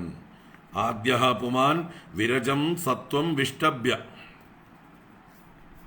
രജോ ഗുണമില്ലാത്ത സത്വത്തെ അവലംബിച്ചുകൊണ്ട്. ഭഗവാൻ നിർഗുണനാണെങ്കിലും വൈകുണ്ഠമൂർത്തിയായി രൂപമെടുത്ത് ലോകത്തെ അനുഗ്രഹിക്കാനായിട്ട് നാരായണനായി പ്രകാശിക്കുന്നത് ശുദ്ധ സത്വഗുണത്തോടു കൂടിയിട്ടാണ്. ആ ശുദ്ധ സത്വഗുണത്തെയാണ് ഇവിടെ പറഞ്ഞത് വിരജം സത്വം എന്ന്. വിരജം എന്ന് പറഞ്ഞാൽ രജോ ഗുണം പോയ, രജോ ഗുണമില്ലാത്ത വിഗതമായ രജസ്സോടുകൂടിയ സത്വം. ഇപ്പൊ വിഗതം സത്വം വിഷ്ടഭ്യ, വിഷ്ടഭ്യ അവലംബ്യ, ആശ്രയിച്ചിട്ട് സ്വാനാം നഹ വൃഷഃ മൃഡയൻ യത്ര ആസ്തെ. സ്വാനാം നഹ, ഇവിടെ സ്വാനാം എന്ന് പറഞ്ഞാലോ അദ്ദേഹത്തിൻ്റെ തന്നെ സ്വന്തം ആൾക്കാരാണ് ഞങ്ങൾ. അദ്ദേഹം ഏൽപ്പിച്ച പണികൾ ചെയ്യുന്ന അദ്ദേഹത്തിൻ്റെ അംശഭൂതന്മാരാണ്, അദ്ദേഹത്തിൻ്റെ വിഭൂതികളാണ് ഞങ്ങൾ, അദ്ദേഹത്തിൻ്റെ കീഴുദ്യോഗസ്ഥരാണ്, മാനേജർമാരാണ് ഞങ്ങൾ. അങ്ങനെയുള്ള ഞങ്ങൾ സ്വാനാം നഹ, സ്വകീയന്മാരായ ഞങ്ങളുടെ വൃഷഃ, ഞങ്ങൾക്ക് എല്ലാ ആഗ്രഹങ്ങളെയും വർഷിക്കുന്നവൻ. വൃഷഃ കാമവർഷം ചെയ്യുന്നവൻ, എല്ലാ ആഗ്രഹങ്ങളെയും പൂർത്തീകരിക്കുന്നവൻ. മൃഡയൻ ഞങ്ങളെ സന്തോഷിപ്പിച്ചുകൊണ്ട്, മൃഡയൻ എന്ന് പറഞ്ഞാൽ സന്തോഷിപ്പിക്കുക. എത്ര ആസ്തേ എവിടെയാണോ വസിക്കുന്നത്. അപ്പം ഞങ്ങൾക്കും ആദ്യനും നാഥനുമാണ്, ഞങ്ങളെ സന്തോഷിപ്പിക്കുന്നവനുമാണ് ആ ഭഗവാൻ. ആ ഭഗവാൻ വസിക്കുന്ന സ്ഥാനമാണ് ഈ വൈകുണ്ഠം. അവിടേക്ക് ഇതാ സനകാദികൾ പോകുന്നു എന്ന് പറയണം. യത്ര നൈശ്രേയസം നാമവനം കാമധുഗൈർദ്രുമൈഃ സർവർതു ശ്രീഭിർവിഭ്രാജത് കൈവല്യമിവ മൂർത്തിമത്. എത്ര ഏതൊരു വൈകുണ്ഠത്തിലാണോ സർവർതു ശ്രീഭിഃ കാമധുഗൈഃ ദ്രുമൈഃ വിഭ്രാജത് മൂർത്തിമത് കൈവല്യമിവ നൈശ്രേയസം നാമ വനം അസ്തി. ആ വൈകുണ്ഠത്തിലുള്ളൊരു വനത്തിൻ്റെ പേരാണ് നൈശ്രേയസം. ഓരോ ദിവ്യലോകങ്ങളിൽ ഓരോ ഉദ്യാനങ്ങൾ അല്ലേ. ഇപ്പോൾ ദേവേന്ദ്രൻ്റെ ഉദ്യാനമാണ് നന്ദനം. അതുപോലെ കുബേരന് ഉദ്യാനമുണ്ട്, വായുവിന്, വരുണന്, യമന്, ഈശാനന് എന്ന് പറഞ്ഞ പോലെ ഓരോ ദിക്പാലകന്മാർക്കും പ്രത്യേകം പ്രത്യേകം പേരിൽ അറിയപ്പെടുന്ന ഉദ്യാനങ്ങളുണ്ട്. അപ്പോൾ ഇവിടെ വൈകുണ്ഠത്തിലെ ഉദ്യാനത്തിൻ്റെ പേരാണ് നിശ്രേയസം അല്ലെങ്കിൽ നൈശ്രേയസം. പരമമായ ശ്രേയസ്സോട് കൂടിയത് എന്നാണ് അതിൻ്റെ അർത്ഥം. വാസ്തവത്തിൽ മോക്ഷത്തിൻ്റെ സ്ഥാനം എന്ന് തന്നെയാണ് അതിൻ്റെ അർത്ഥം. ആത്മസാക്ഷാത്കാരം നേടിയ ഒരാൾക്കുണ്ടാകുന്ന ആ ഒരു ആനന്ദ അനുഭവം തന്നെയാണ്, സ്വാതന്ത്ര്യ അനുഭവം തന്നെയാണ് നൈശ്രേയസം എന്ന ശബ്ദം കൊണ്ടിവിടെ വർണ്ണിക്കുന്നത്. അതിൻ്റെ മൂർത്തീഭാവമാണ് ഇവിടുത്തെ ഉദ്യാനം. ഉള്ളിലെ ആനന്ദത്തെ പുറത്തേക്ക് പ്രകാശിപ്പിക്കുമ്പോൾ വൈകുണ്ഠത്തിലെ നൈശ്രേയസം എന്ന പേരുള്ള ഉദ്യാനമായി. അപ്പോൾ എത്ര നൈശ്രേയസം നാമ വനം കാമദുഗൈർദ്രുമൈഹി സർവർതു ശ്രീഭിഹി. സർവർതു ശ്രീഭിഹി എന്ന സർവ്വ ഋതുക്കളിലുമുള്ള ഐശ്വര്യത്തോടു കൂടിയത്. ചില വൃക്ഷങ്ങളൊക്കെ ചില ഋതുക്കളിൽ മാത്രമേ പൂക്കുകയും കാക്കുകയും ചെയ്യുള്ളൂ. 365 ദിവസവും പഴം കിട്ടുന്നതല്ല എല്ലാ വൃക്ഷങ്ങളും. അതിന് പർട്ടിക്കുലർ ഋതുക്കളുണ്ട് അല്ലേ. മാവും പ്ലാവും പൂക്കുന്നതിന്, അതിന് കായ്കളുണ്ടാകുന്നതിന്, ഫലമുണ്ടാകുന്നതിന്, അതുപോലെ മറ്റു പല ഫലവൃക്ഷങ്ങൾക്കും അതിൻ്റേതായിട്ടുള്ള സീസൺ ഉണ്ട്. അപ്പോൾ മാത്രമേ അത് പൂക്കുള്ളൂ. ഇവിടെ അങ്ങനെയല്ല. വൈകുണ്ഠത്തിലെ നിശ്രേയസത്തിൽ എല്ലാ പൂക്കളും കായ്ക്കളും എല്ലാ കാലത്തും ഉണ്ടാവും. അവിടെ ഋതുഭേദങ്ങളില്ല. എന്നും വസന്ത ഋതു പോലെ, അല്ലെങ്കിൽ എല്ലാ ഋതുവിലും ഉണ്ടാകുന്ന പൂക്കളും കായ്കളുമൊക്കെ അവിടെ എപ്പോഴും ഉണ്ട്. അതാണ് സർവർത്തു ശ്രീഭിഹി കാമദുഗൈഹി ദ്രുമൈഹി. കാമദുഗൈഹി, കാമങ്ങളെ ദോഹനം ചെയ്യുന്നത്, അഭീഷ്ടങ്ങളെ ചുരന്നു തരുന്നത്. കൽപ്പവൃക്ഷം പോലെ, പാരിജാത വൃക്ഷം പോലെയുള്ള വൃക്ഷങ്ങളാണ് അവിടെയുള്ള ദ്രുമങ്ങൾ. ദ്രുമൈഹി വിഭ്രാജത്, ശോഭിക്കുന്നതും. മൂർത്തിമത് കൈവല്യമിവ, മൂർത്തിമത്തായ കൈവല്യം അഥവാ മോക്ഷം എന്ന് തോന്നുമാറ്. കൈവല്യം ഒരു രൂപമെടുത്ത് ഒരു സ്ഥാനമായി മാറിയിരിക്കുകയാണ്. അപ്പോൾ പറഞ്ഞതുപോലെ തന്നെ വൈകുണ്ഠം, നിശ്രേയസം എന്നൊക്കെ ഉള്ളത് മോക്ഷത്തിൻ്റെ ശബ്ദങ്ങളാണ്. വൈകുണ്ഠം എന്ന് പറഞ്ഞാൽ എല്ലാ കുണ്ഠതകളും നീങ്ങിയ സ്ഥാനമാണ് വൈകുണ്ഠം. കുണ്ഠത എന്ന് പറഞ്ഞാൽ ദുഃഖം എന്നും പരിമിതി എന്നും അസ്വാതന്ത്ര്യം എന്നും ഒക്കെ അർത്ഥങ്ങളാണ്. അപ്പോൾ അവിടെ വൈകുണ്ഠത്തിൽ എന്തില്ല? പരിമിതികളില്ല, ദുഃഖങ്ങളില്ല, അസ്വാതന്ത്ര്യമില്ല. അവിടെ നിഴല് ഇല്ലേ ഇല്ല, മുഴുവൻ വെളിച്ചമാണ്, പ്രകാശപൂർണമാണ് വൈകുണ്ഠം. അപ്പോൾ കാലദേശ പരിമിതികളില്ലാത്തതാണ് അതാണ് എല്ലാ ഋതുക്കളിലെയും പൂക്കളുണ്ട് അവിടെ എന്ന് പറഞ്ഞതിൻ്റെ അർത്ഥം. ഇപ്പോൾ വൈകുണ്ഠത്തിൽ കാലദേശ പരിമിതികൾ ഇല്ല. കാലദേശാവധിഭ്യാം നിർമുക്തം, അതാണ് വൈകുണ്ഠം. കുണ്ഠതകൾ നീങ്ങിയ സ്ഥാനം. അപ്പോൾ കൈവല്യം ഇവ മൂർത്തിമത് നൈശ്രേയസം നാമ വനം അസ്തി.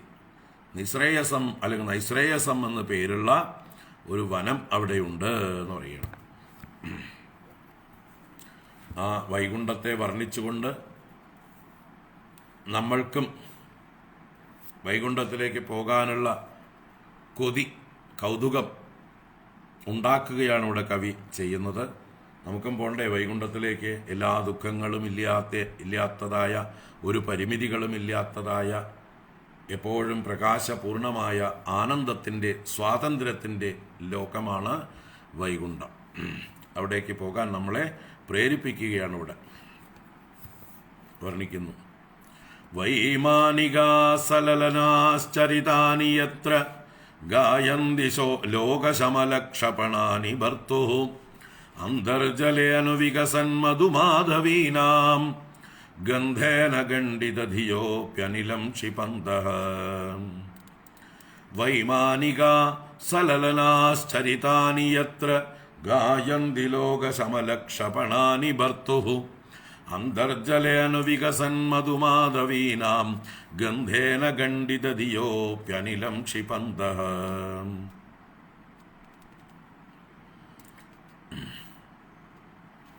ഇവിടെ വൈമാനികാഹ, വൈമാനിക എന്ന് പറഞ്ഞാൽ വിമാനങ്ങളിൽ സഞ്ചരിക്കുന്നവർ എന്ന് പറഞ്ഞാലോ ആകാശത്തിൽ സഞ്ചരിക്കുന്നവർ, ദേവന്മാരെന്നർത്ഥം. അപ്പോൾ വൈമാനികാഹ വിമാനവാസികൾ സലലന അവരവരുടെ ലലനകളോടുകൂടി, ലലന എന്ന് പറഞ്ഞാൽ അവരെ സന്തോഷിപ്പിക്കുന്ന സ്ത്രീകൾ, അവരുടെ ഭാര്യമാർ. അപ്പോൾ ഭാര്യാസഹിതന്മാരായിരിക്കുന്ന ആ വിമാന സഞ്ചാരകർ, വൈമാനികർ അഥവാ ദേവന്മാര്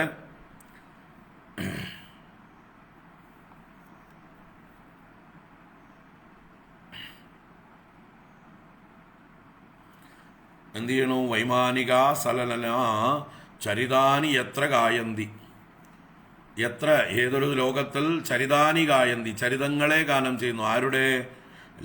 ഭർത്തുഹു എന്ന് പറയുന്നുണ്ട്. ഭർത്തുഹു എന്ന് പറഞ്ഞാൽ ഭർത്താവിൻ്റെ. ഇവിടെ ഭർത്താവ് ആരാണ്? എല്ലാവരുടെയും ഭർത്താവാണ്, എല്ലാവരെയും ഭരിക്കുന്നവനാണ്, എല്ലാവരുടെയും ഭാരവാഹിയാണ്. ആര്? ഭഗവാൻ.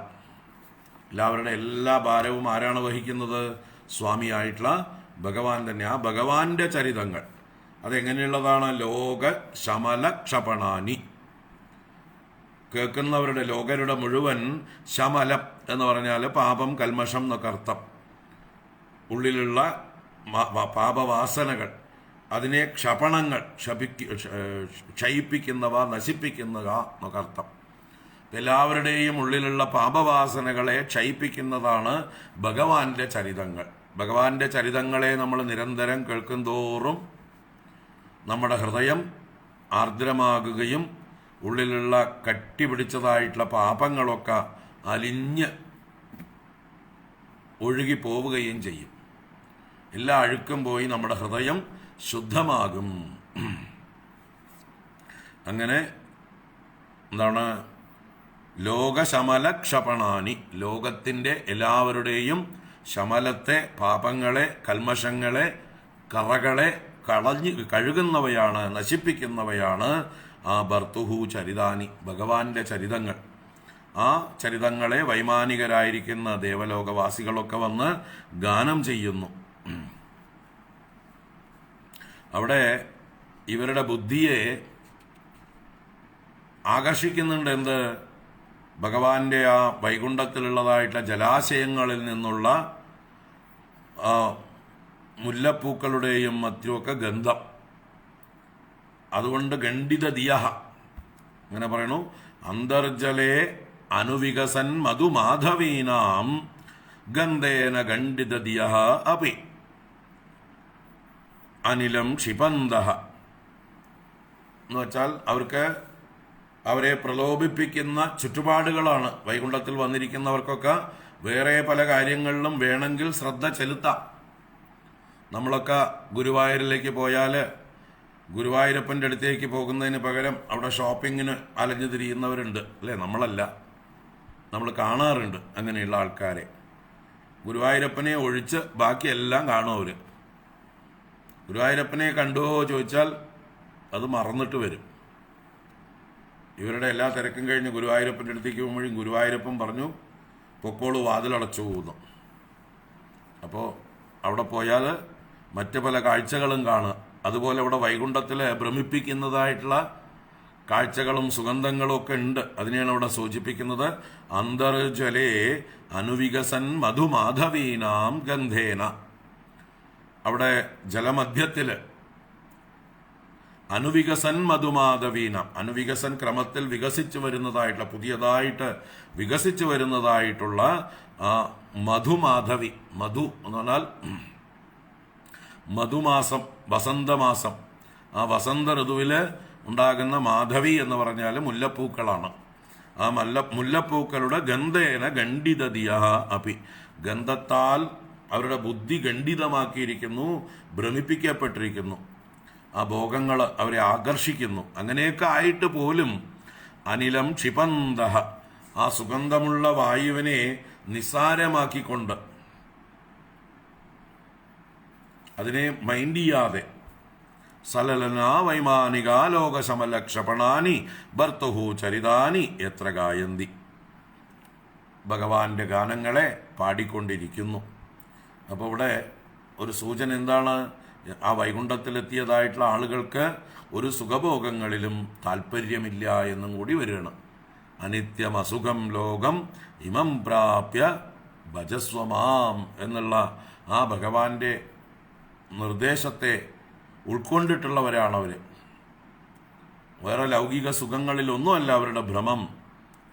എല്ലാ സുഖഭോഗങ്ങളും ഉണ്ടായിട്ടും അതിനെയൊക്കെ ശ്രദ്ധിക്കാതെ ഭഗവാന്റെ മഹിമയെ വർണ്ണിക്കുന്നവർ, അതാണ് യഥാർത്ഥ ഭക്തന്മാർ. അപ്പം അങ്ങനെയുള്ള ഭക്തന്മാരായിക്കൊണ്ട് ഭഗവാനെ സ്തുതിച്ചുകൊണ്ട് നിൽക്കുന്നു എന്ന് പറയണം. വൈമാനികാസലലനാശ്ചരിതാനി യത്ര ഗായന്തി ലോകശമലക്ഷപണാനി ഭർത്തുഹു അന്തർജലേ അനുവികസൻ മധുമാധവീനാം ഗന്ധേന ഖണ്ഡിതധിയോപ്യനിലം ക്ഷിപന്തഃ പാരാവതാന്യഭൃതസാരസ ചക്രവാക ദാത്യൂഹ ഹംസശുക തിത്തിരിബർഹിണാം യഃ കോലാഹലോ വിരമതേ അചിരമാത്രമുച്ചൈഃ ഭൃംഗാദിബേ ഹരികഥാമിവ ഗായമാനേ.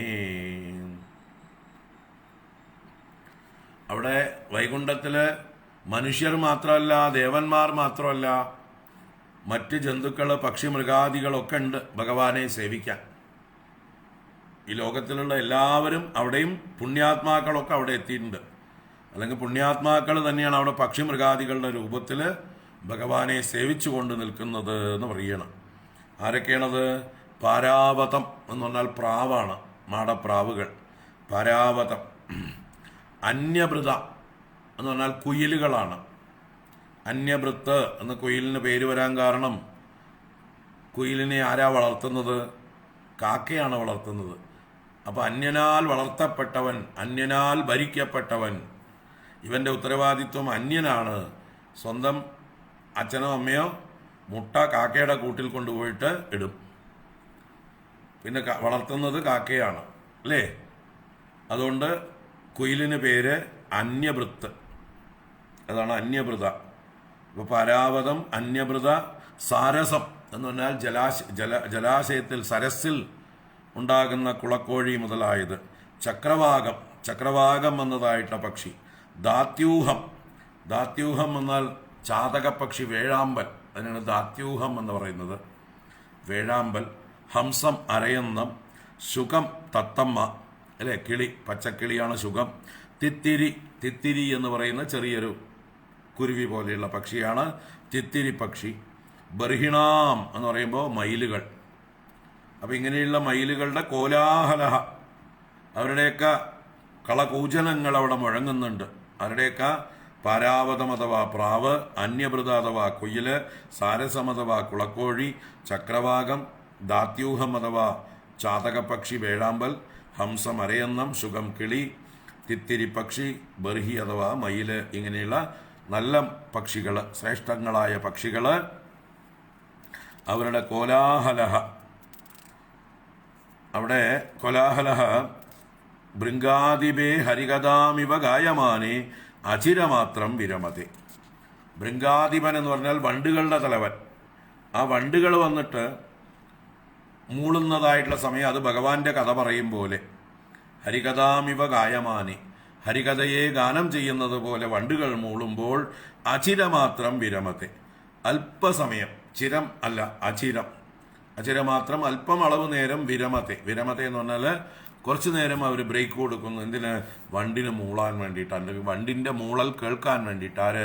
മറ്റ് പക്ഷികൾ. ഇവരുടെ കോലാഹലം നിലയ്ക്കുന്നു. എല്ലാ പക്ഷികളുടെയും കോലാഹലം, വണ്ടിൻ്റെ മൂളൽ വരുമ്പോൾ കുറച്ചു നേരത്തേക്ക് ഒരു ഇടവേള കൊടുത്ത് എല്ലാവരും ആസ്വദിക്കുന്നു എന്ന് പറയണം.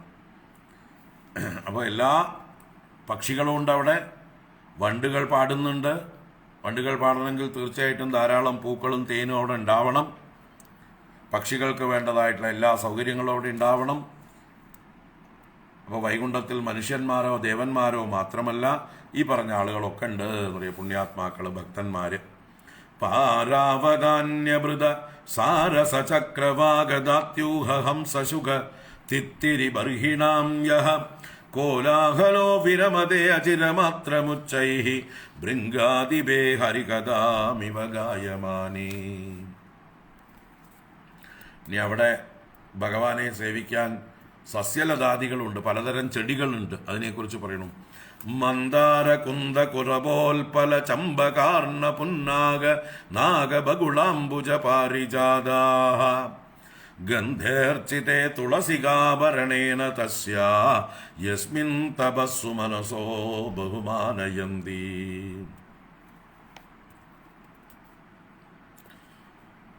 അപ്പോ ഭഗവാൻ കഴുത്തിൽ തുളസിക ആഭരണമായി ധരിച്ചിട്ടുണ്ട്, മാലയായി ധരിച്ചിട്ടുണ്ട്. അപ്പോൾ ബാക്കിയുള്ള സസ്യജാലങ്ങളൊക്കെ അവിടെ ഉണ്ട് വൈകുണ്ഠത്തിൽ. അവരെല്ലാം ആ തുളസിയെ വല്ലാതെ ബഹുമാനിക്കുന്നു എന്നാണ് അവിടെ പറയുന്നത്.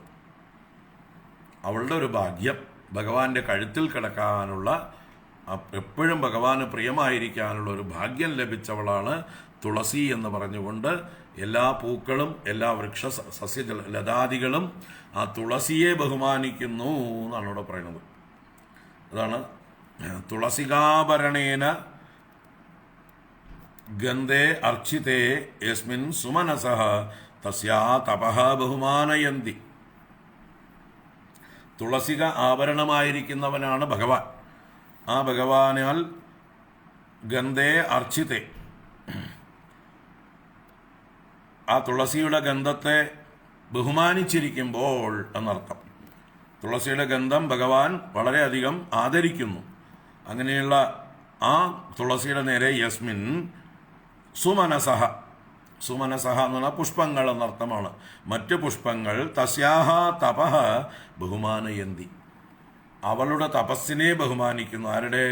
തുളസിയുടെ തപസ്സിനെ ബാക്കിയുള്ളവരൊക്കെ ബഹുമാനം. കാരണം തുളസി തപസ് ചെയ്തിട്ടാണ് ഭഗവാന് ഇത്രയും പ്രീതിയുള്ളവളായി മാറിയത്. ഭഗവാന്റെ പ്രിയതമയായി ആ തുളസിയുടെ ഗന്ധമാണ് ഭഗവാൻ ഏറ്റവും പ്രിയപ്പെട്ട ഗന്ധം എന്ന് വരുന്നു. അപ്പം ഞങ്ങളുടെ ഗന്ധത്തേക്കാൾ തുളസീ ഗന്ധമാണ് ഭഗവാന് പ്രിയം. അതിന് കാരണം അവളുടെ തപസ്സാണ് എന്ന് പറഞ്ഞുകൊണ്ട് അവളെ ബഹുമാനിക്കുന്നു. അസൂയപ്പെടുന്നു എന്ന് പറയുന്നില്ല. എല്ലാവരും ഭക്തന്മാരായതുകൊണ്ട്, വൈകുണ്ഠത്തിലെത്തിയവരായതുകൊണ്ട് നല്ലവരാണ്. അതുകൊണ്ട് തുളസിയുടെ ഉത്കർഷത്തിൽ അവർക്ക് അസൂയയല്ല, ബഹുമാനമാണ് ഉണ്ടായിരിക്കുന്നത്. അപ്പോൾ ഏതൊക്കെ പുഷ്പങ്ങളാണ് അവിടെ ഉള്ളത്? മന്ദാരം, കുന്തം, കുരബം, ഉൽപ്പലം, ചമ്പകം, അർണം, പുന്നാകം, നാഗം, ബകുളം, അംബുജം, പാരിജാതം. 11 തരം പുഷ്പങ്ങളെ കുറിച്ച് പറഞ്ഞു. മന്ദാരം, കുന്തം കുരുക്കുത്തി മുല്ലയാണ്. കുരബം, അതുപോലെ ഉൽപ്പലം, ചമ്പകം, അതുപോലെ അർണം എന്ന് പറയുന്നത് അരളിയാണ്. പുന്നാകമാണ്. അതുപോലെ നാഗം എന്ന് പറഞ്ഞാൽ നാഗകേസരം. ബകുളം എന്ന് പറഞ്ഞ പൂക്കളാണ്. അംബുജം താമരയാണ്. പാരിജാതമാണ്. അപ്പോൾ ഇതിലുള്ള പൂക്കളും മറ്റുമൊക്കെ തുളസി ചെയ്ത തപസ്സിനെ ബഹുമാനിക്കുന്നു എന്നാണ് പറയുന്നത്. മന്ദാരകുന്ദ കുരബോൽപല ചമ്പകാർണ പുന്നാഗനാഗബകുളാംബുജ പാരിജാതാഃ ഗന്ധേർച്ചിതേ തുളസികാഭരണേന തസ്യാഃ യസ്മിൻ തപസ്സു മനസോ ബഹുമാനയന്തി. ആ തുളസിയുടെ തപസ്സിനെ മറ്റ് പൂക്കളെല്ലാം ബഹുമാനിക്കുന്നു. തൽ സങ്കുലം ഹരിപദാനദിമാത്ര ദൃഷ്ടൈഃ വൈഡൂര്യമാരഗത ഹേമമയൈർവിമാനൈഃ യേഷാം ബൃഹത്കടിതടാ സ്മിതശോഭിമുഖ്യഃ കൃഷ്ണാത്മനാം നരജ ആദദു ഉൽസ്മയാദ്യൈഃ. ആ വൈകുണ്ഠത്തെ തന്നെ പിന്നെയും വർണ്ണിക്കുകയാണ്. നൈശ്രേയസത്തെയാണ് കുറച്ചു മുമ്പേ വർണ്ണിച്ചത്. അവിടെയുള്ള പക്ഷിമൃഗാദികളെയും പൂക്കളെയും തുളസിയെയും ഒക്കെ വർണ്ണിച്ചിട്ട് നൈശ്രേയസത്തെ വർണ്ണിച്ച് വീണ്ടും 20ാമത്തെ ശ്ലോകത്തിൽ വൈകുണ്ഠത്തെ തന്നെ വീണ്ടും വർണ്ണിക്കുന്നു. ഹരിപദാനദിമാത്ര ദൃഷ്ടൈഃ വൈഡൂര്യമാരഗത ഹേമമയൈഃ വിമാനൈഃ തത് സങ്കുലം. തത് സങ്കുലം എന്ന് പറഞ്ഞാൽ തത് വൈകുണ്ഠം. സങ്കുലം എന്ന് പറഞ്ഞാൽ നിറഞ്ഞിരിക്കണോ എന്നർത്ഥമാണ്. വിമാനങ്ങളെ കൊണ്ട് നിറഞ്ഞിരിക്കണു. ഏത്? വൈകുണ്ഠം. എങ്ങനെ എന്താ പറയുക, ആരുടെ വിമാനങ്ങൾ, എങ്ങനെയുള്ള വിമാനങ്ങൾ എന്ന് പറയണം. ഈ വിമാനങ്ങളെ കാണണമെങ്കിൽ തന്നെ ഹരിപദ ആനതി മാത്ര ദൃഷ്ടൈഹി, ഹരിയുടെ പദങ്ങളിൽ ആനതി നമസ്കാരം, അതുകൊണ്ട് മാത്രമേ ദർശിക്കാൻ കഴിയുള്ളൂ. ഇപ്പൊ ഭഗവാനെ നല്ലോണം നമസ്കരിച്ചവർക്ക് മാത്രം കാണാൻ കഴിയുന്നതാണ്, ദർശനം ലഭിക്കപ്പെടുന്നതാണ് വൈഡൂര്യ മാരകത ഹേമമയൈഹി വിമാനൈഹി തത് സങ്കുലം. വൈഡൂര്യം കൊണ്ടും മരകതം കൊണ്ടും സ്വർണം കൊണ്ടും നിർമ്മിക്കപ്പെട്ടതായ വിമാനങ്ങളെ കൊണ്ട് ആ വൈകുണ്ഠം നിറഞ്ഞിരിക്കുന്നു. അപ്പൊ ഈ വിമാനങ്ങളെ കാണണമെങ്കിൽ തന്നെ ധാരാളം ഭഗവാന്റെ പാദങ്ങളിൽ നമസ്കാരം ചെയ്തിരിക്കണം. അങ്ങനെയുള്ള വിമാനങ്ങളെ കൊണ്ട് നിറഞ്ഞിരിക്കുകയാണ് അവിടെ ബൃഹത് കടിതടാ സ്മിതശോഭിമുഖ്യ ഉത്സ്മയാദ്യൈഹി കൃഷ്ണാത്മനാം യേഷാം രജഃ ന ആദദുഹു.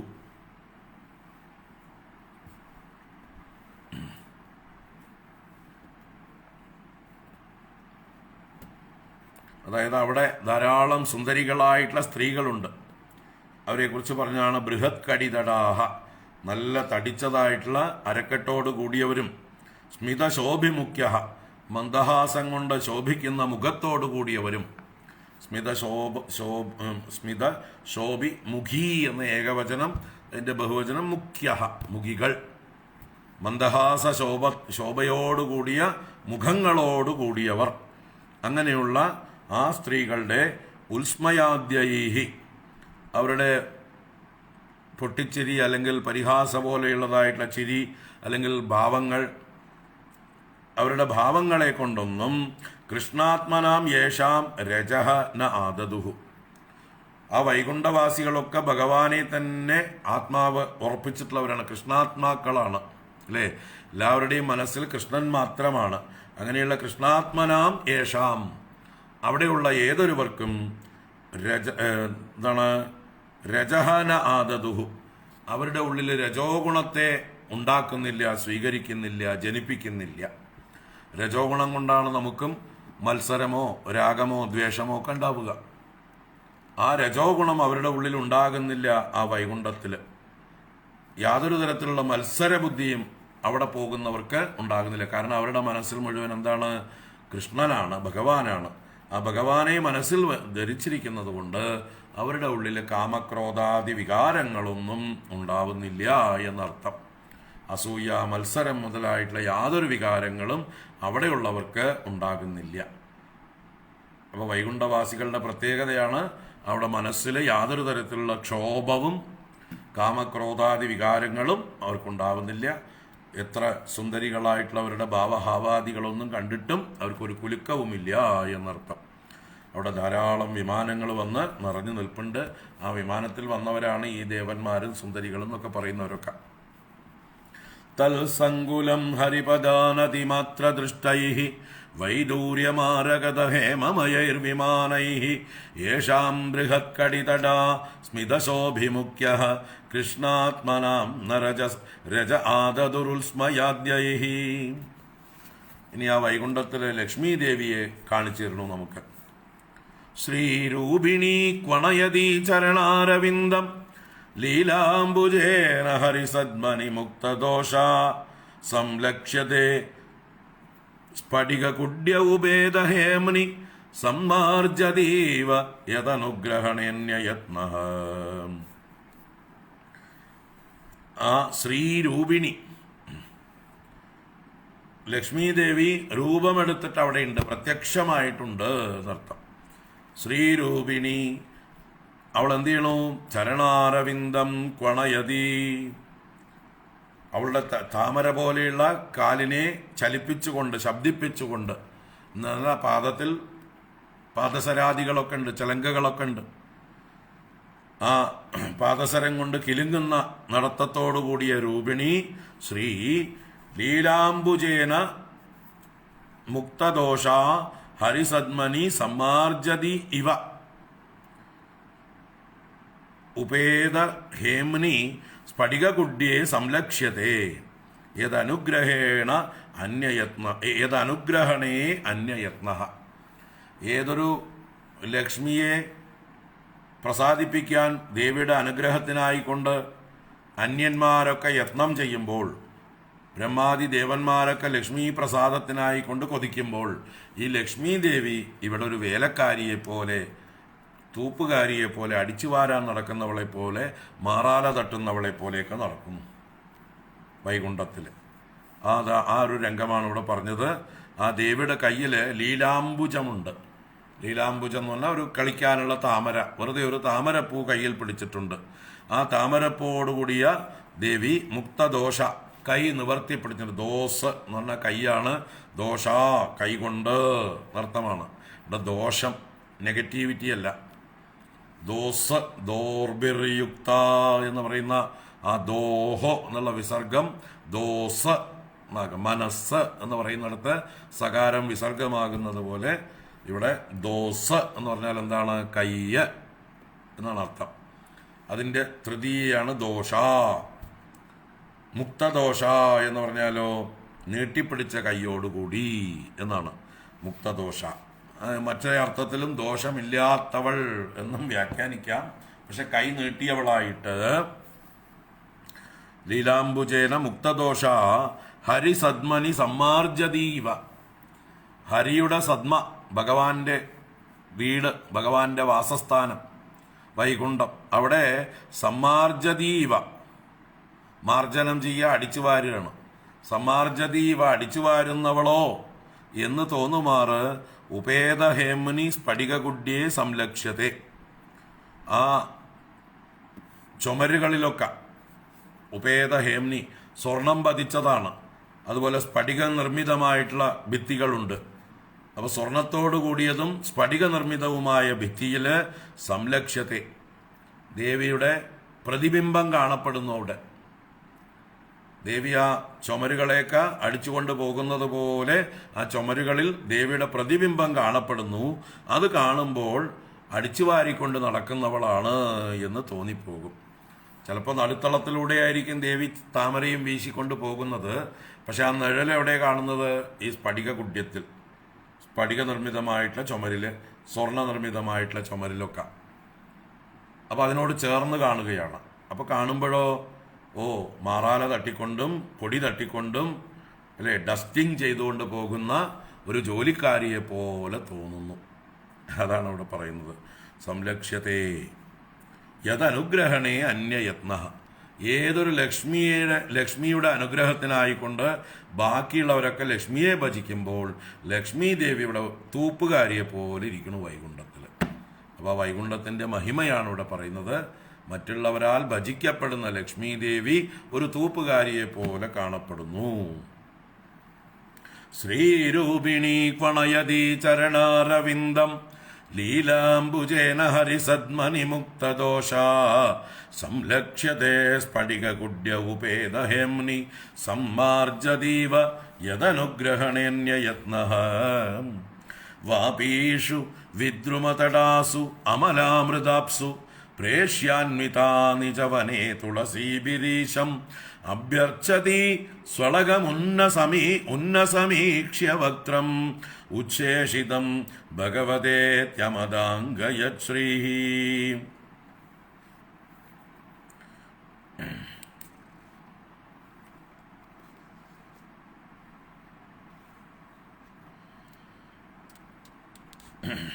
വാപീഷു വിദ്രുമതടാസു അമലാമൃതാപ്സു പ്രേഷ്യാന്വിതാ നിജവനേ തുളസീബിരീശം അഭ്യർച്ചതി സ്വളകമുന്നസമീക്ഷ്യ വക്ത്രം ഉച്ഛേഷിതം ഭഗവതേത്യമദാംഗയശ്രീ.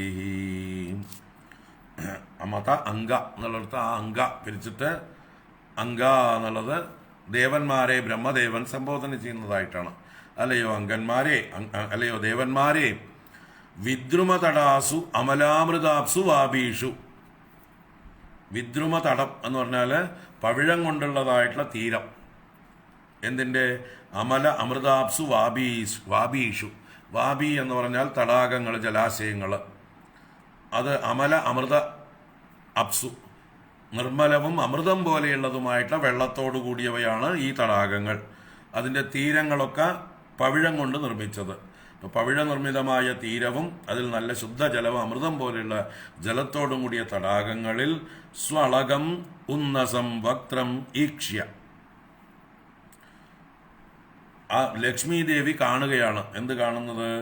ദേവിയുടെ ശോഭനമായിട്ടുള്ള അളകവും ഉയർന്ന നാസികയോടും കൂടിയതായിട്ടുള്ള വക്രം ഈക്ഷ്യ മുഖത്തെ കണ്ടിട്ട് ഭഗവതാ ഉച്ഛേഷിതം അമത, ഭഗവാനാൽ ചുംബിക്കപ്പെട്ടത് എന്ന് അമത എന്ന് പറഞ്ഞാൽ കരുതുന്നു, വിചാരിക്കുന്നു എന്നാണ്. പ്രേഷ്യാന്വിത ശ്രീ നിജവനെ തുളസീഭി ഈശം അഭ്യർച്ചതി.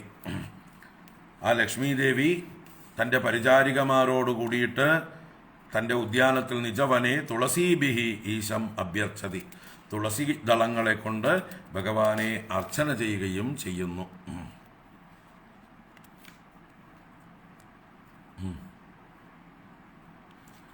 അപ്പോൾ ലക്ഷ്മി ദേവിക്ക് തൻ്റെ മുഖം ഈ ജലാശയത്തിൽ കാണുമ്പോൾ അതിൻ്റെ സൗന്ദര്യം അധികമായിട്ട് കാണുകയാണ്. അതിന് കാരണം ഭഗവാൻ തന്നെ ചുംബിച്ചതുകൊണ്ടാണ്. ഭഗവാന്റെ ആ സ്പർശം കൊണ്ട് അത് കൂടുതൽ സുന്ദരമായി എന്ന് കരുതുകയാണ് ഇവിടെ ലക്ഷ്മി ദേവി ചെയ്യുന്നത്.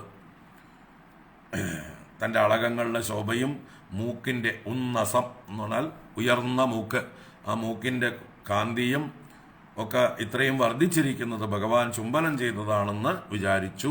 അങ്ങനെ ഭഗവാന്റെ പ്രസാദത്തെ കൂടുതൽ കിട്ടാനായിക്കൊണ്ട് ദാസിമാരോടുകൂടി ഭഗവാനെ തുളസീദളങ്ങൾ കൊണ്ട് എപ്പോഴും പൂജിക്കുന്നു. അതാണ് ഇവിടുത്തെ ഈ ശ്ലോകത്തിൽ. അപ്പോൾ ആ വാപികളെ വർണ്ണിച്ചു, അതിൽ കാണുന്ന ലക്ഷ്മി ദേവിയുടെ മുഖം കൂടുതൽ സുന്ദരമായിട്ട് വർണ്ണിച്ചു. അതിന് കാരണം ഭഗവാൻ ചുംബിച്ചത് കൊണ്ടാണെന്ന് ലക്ഷ്മി ദേവി കരുതി വീണ്ടും ഭഗവാന്റെ പ്രീതിക്കായിക്കൊണ്ട് ഭഗവാനെ തുളസീദളങ്ങൾ കൊണ്ട് പൂജിക്കുന്നു എന്ന് പറയണം. വാപീഷു വിദ്രുമതടാസ്വമലാമൃതാപ്സു പ്രേഷ്യാന്വിതാ നിജവനെ തുളസീഭിരീശം അഭ്യർച്ചതി സ്വളകമുന്നസമീക്ഷ്യ വക്രം ഉച്ഛേഷിതം ഭഗവതേത്യമതാംഗയശ്രീ. യന്നവ്രജന്ത്യകപിതോ രചനാനുവാദാത് ശൃണ്വന്തിയന്യവിഷയാ കുകഥാമദിഗ്നീഃ യാസ്തു ശ്രുതാ ഹതഭഗൈർനൃഭിരാപ്തസാരാഃ താം സ്ഥാൻ ക്ഷിപന്ത്യശരണേഷു തമസ്സുഹന്ത.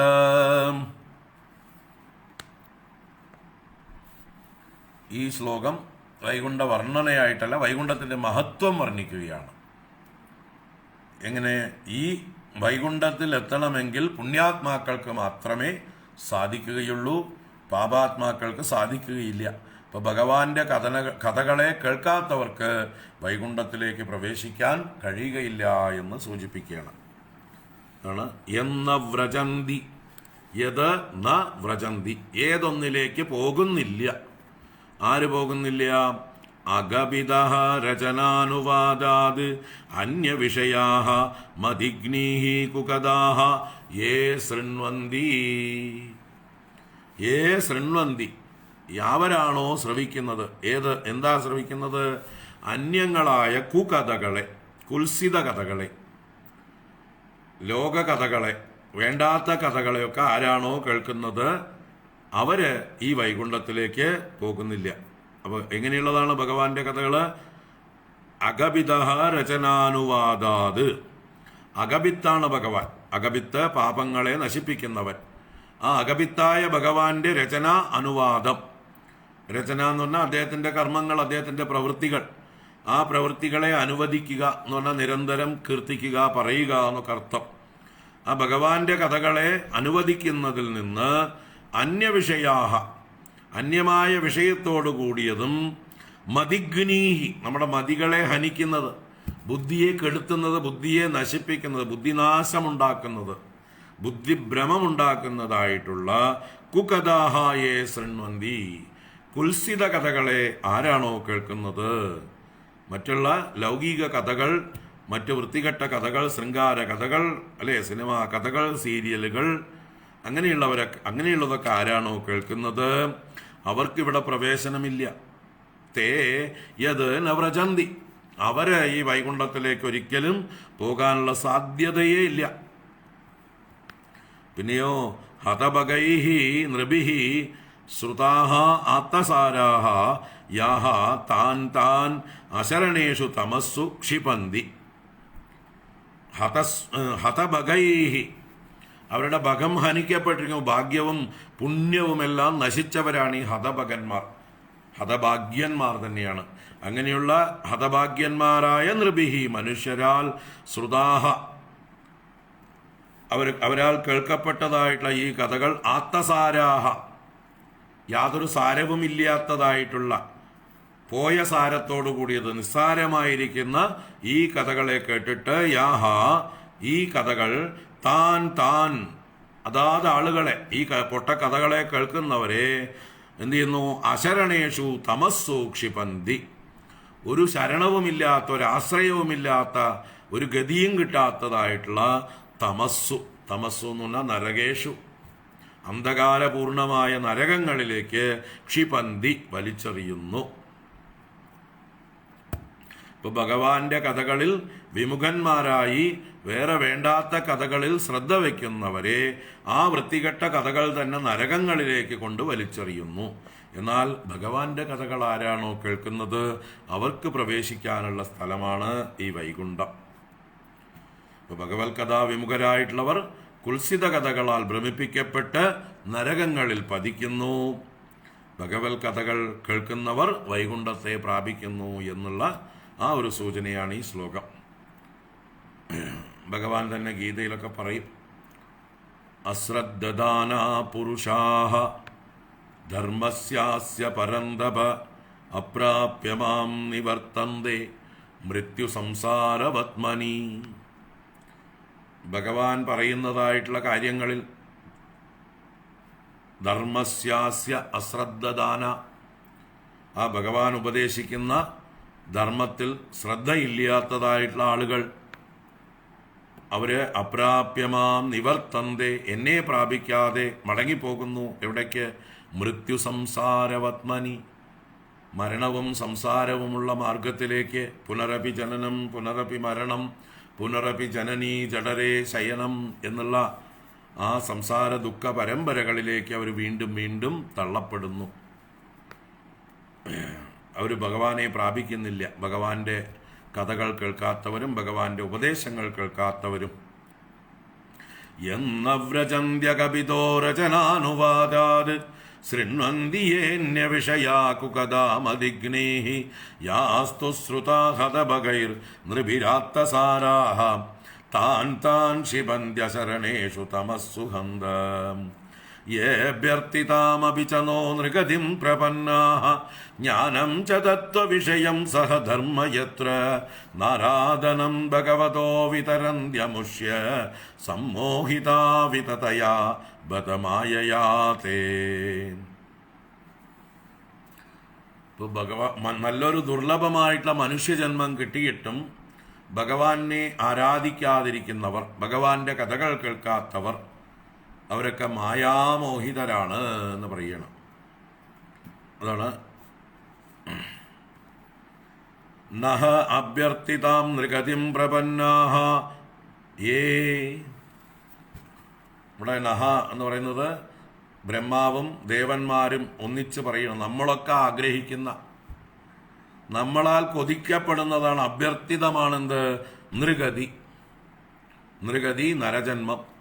അപ്പൊ നമ്മളൊക്കെ ആഗ്രഹിക്കുന്ന, കൊതിക്കുന്നതായിട്ടുള്ള നൃഗതിം പ്രപന്നാഹ, നരലോകത്തെ, നരജന്മത്തെ പ്രാപിച്ചിരിക്കുന്നതായിട്ടുള്ള ഏതാളുകളാണോ അമുഷ്യ ഭഗവതഃ ആരാധനം ന വിതരന്തി, ഈ ഭഗവാന്റെ ആരാധനത്തെ വേണ്ടതുപോലെ ചെയ്യാതിരിക്കുന്നത്, അമുഷ്യ ഈ വൈകുണ്ഠവാസിയായ ആ ഭഗവാന്റെ ആരാധനം ന വിതരന്തി, ഒരിക്കലും ചെയ്യാതിരിക്കുന്നത്, എത്ര തത്വവിഷയം സഹധർമ്മജ്ഞാനം തേ വിതതയാ മായയാ സമ്മോഹിതാഹ ബദ. കഷ്ടം. എത്ര എന്ന് പറഞ്ഞാല് ഏതൊരു മനുഷ്യജന്മത്തിലാണോ എന്നർത്ഥം. യാതൊരിടത്ത് ഏതൊരു മനുഷ്യജന്മത്തിൽ തത്വവിഷയം സഹധർമ്മ ജ്ഞാനം, തത്വത്തെ സംബന്ധിച്ചതായിട്ടുള്ള ധർമ്മത്തോടുകൂടിയ അറിവ്, എവിടെയാണ്? മനുഷ്യജന്മത്തിലാണ്. ധർമ്മവും ആ ധർമ്മത്തെ അല്ലെങ്കിൽ അതിന് ഭഗവത് തത്വത്തെക്കുറിച്ചിട്ടുള്ള അറിവുമൊക്കെ ഉള്ളത് മനുഷ്യജന്മത്തിലാണ്.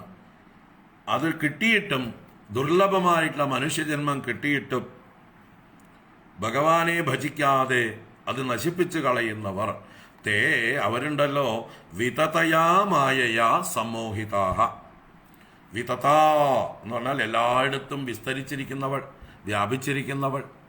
വിശേഷേണ തഥ, എല്ലായിടത്തും വ്യാപിച്ചവളാണ്. വേൾഡ് വൈഡ് വെബ് വിരിച്ചിരിക്കുകയാണ് മായ. മായാജാലം എന്നാ പറയുന്നത് അല്ലേ? വലവീശി എല്ലാവരെയും പിടിച്ചോണ്ടിരിക്കുകയാണ് ഈ മായ. അപ്പോ വിതതയാ മായയ, വിസ്തരിച്ചിരിക്കുന്നവളായ മായ കൊണ്ട് സമ്മോഹിതാഹ, വലയിൽ വീണവരാണ് ഭൂരിപക്ഷവും. ഇങ്ങനെ ഭഗവാനെ ആരാധിക്കാതിരിക്കുന്നവർ. ബദ, കഷ്ടം കഷ്ടം. അപ്പോൾ ഏറ്റവും ദുർലഭമായിട്ടുള്ള മനുഷ്യജന്മം കിട്ടി, അതിൽ സാധിക്കുന്നതാണ് ധർമ്മത്തെയും ഭഗവത് തത്വത്തെയും അറിയാനുള്ള ജ്ഞാനം നേടുക എന്ന്. അപ്പോൾ ആ ജന്മം കൊണ്ട് ഈശ്വരനെ ആരാധിക്കാതിരിക്കുന്നവർക്ക് അവർ മായ കൊണ്ട് ബാധിക്കപ്പെട്ടിരിക്കുന്നു, മായാമോഹിതരാണ്, അവരെ ആത്മഹത്യ ചെയ്യുന്നു എന്ന് വേണമെന്ന് പറയാം. ലബ്ധ്വാ കഥഞ്ചിത് നരജന്മദുർലഭം തത്രാപി പുംസ്ത്വം ശ്രുതിപാരദർശനം യസ്ത്വാത്മമുക്തൗ നയതേത മൂഢധീഹി സഹ്യാത്മഃ സ്വം വിനിഹന്ത്യസദ്ഗ്രഹാത്. അവൻ ആത്മഹത്യ ചെയ്യുന്നവനാണ്, അവനവനെ തന്നെ നശിപ്പിക്കുന്നവനാണ്. ആത്മമുക്തിക്കായിക്കൊണ്ട് പരിശ്രമിക്കാത്തവർ. മനുഷ്യജന്മം കഥഞ്ചിത് ലബ്ധ്വ, എങ്ങനെയെന്നറിയില്ല. ഈശ്വരാനുഗ്രഹം കൊണ്ടോ ജന്മജന്മാന്തരങ്ങളിൽ ചെയ്ത സുഹൃതം കൊണ്ടോ ഒക്കെയാണ് ദേവന്മാർ പോലും കൊതിക്കുന്ന മനുഷ്യജന്മം നമുക്ക് കിട്ടിയത്. എന്നിട്ട് അതിനെ വേണ്ട രീതിയിൽ ഭഗവത് ആരാധനയ്ക്കും ഭഗവാന്റെ തത്വം അറിയാനുമായിട്ട് ഉപയോഗിക്കുന്നില്ല എങ്കിൽ അവന്റെ ജന്മം മായയുടെ പിടിയിലാണ്, അവൻ സംസാരിയാണ്. യേഭ്യർത്ഥിതാമപി ച നോ നൃഗതിം പ്രപന്നാഃ ജ്ഞാനം ച തത്വവിഷയം സഹധർമ്മ യത്ര നാരാധനം ഭഗവതോ വിതരന്ത്യമുഷ്യ സമ്മോഹിതാ വിതതയാ ബദമായയാ തേ യച്ച വ്രജന്ത്യനിമിഷാം ഋഷഭാനുവൃത്യാ ദൂരേഹമാഹ്യുപരി ന സ്പൃഹണീയശീലാഃ ഭർത്തുർമിദസ്സു യശസ കഥനാനുരാഗ വൈക്ലഭ്യ ബാഷ്പകലയാ പുളകീകൃതംഗാം.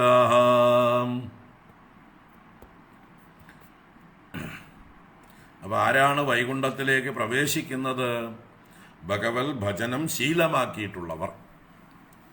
അതാണ് യച്ഛവ്രജന്തി, ഏതെന്നിലേക്ക് പ്രവേശിക്കുന്നു. ആരാണവിടെ? അനിമിഷാം ഋഷഭാനുവൃത്യാം ദൂരേഹമാ നഹ ഉപരി സ്പൃഹണീയശീലാഃ ഭർത്തുഃ സുയശസഃ മിതഃ കഥനാനുരാഗ വൈക്ലഭ്യ ബാഷ്പകലയാ പുളകീകൃതാംഗാഃ യത് വ്രജന്തി യാതൊന്നിലേക്ക് പ്രവേശിക്കുന്നു. ഈ വൈകുണ്ഠത്തിലേക്ക് പ്രവേശിക്കുന്നവർ അനിമിഷാം ഋഷഭാനുവൃത്യ. അനിമിഷന്മാരെന്ന് പറഞ്ഞാൽ ദേവന്മാരാണ്, നിമേഷമില്ലാത്തവർ, കണ്ണടയ്ക്കാത്തവർ. ആ ദേവന്മാരിൽ വെച്ച് ഋഷഭനാണ് ഭഗവാൻ. ഏറ്റവും ശ്രേഷ്ഠൻ ദേവദേവൻ, മഹാദേവനാണ് ഭഗവാൻ.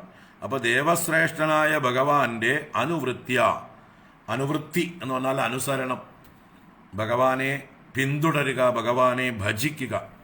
ആ ഭഗവത് ഭജനം നിമിത്തമായിട്ട് ദൂരേ അഹമാഹ, അവരുടെ അഹമ എന്ന് പറഞ്ഞാൽ അഹങ്കാരം ദൂരെ പോയി.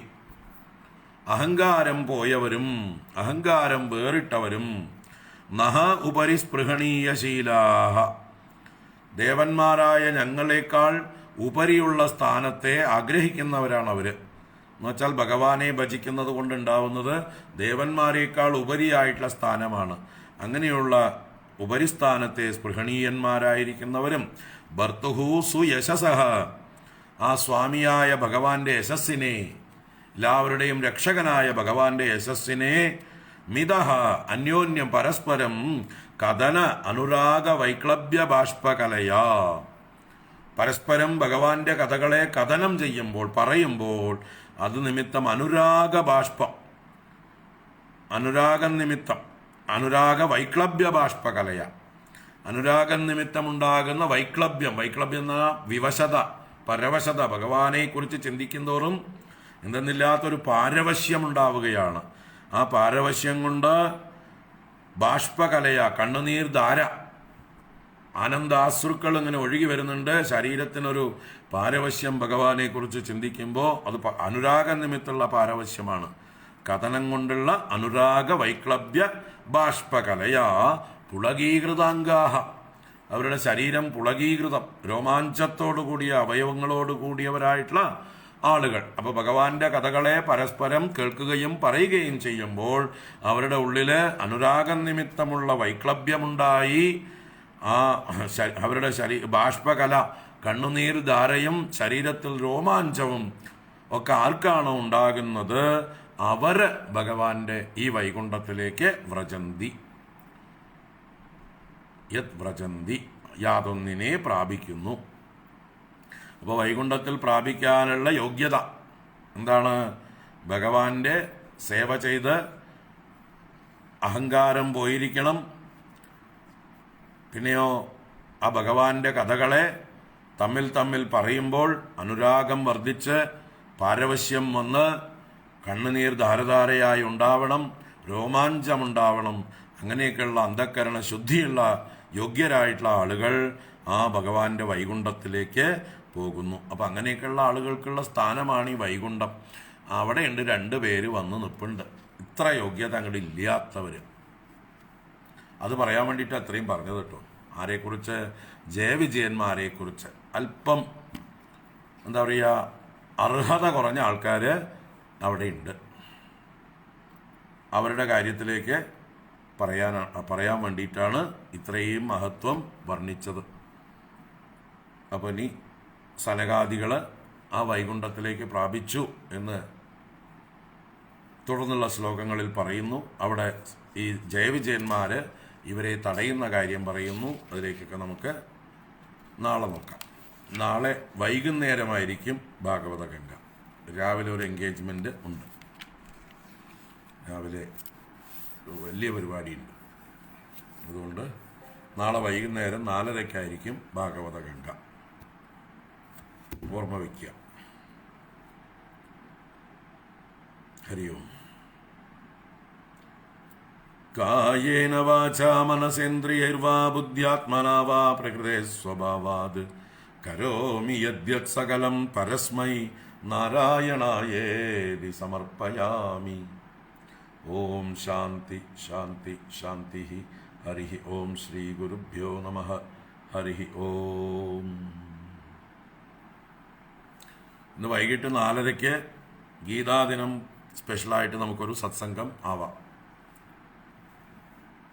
നമുക്ക് വൈകിട്ട് 4:30 കാണാം. എല്ലാവരും വരിക. ഹരി ഓം.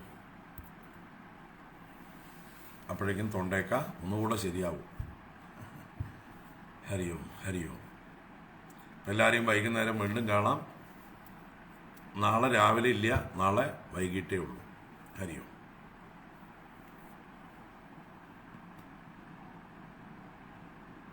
എല്ലാവർക്കും ശുഭദിനം ആശംസിക്കുന്നു. ഏകാദശി ആശംസകൾ.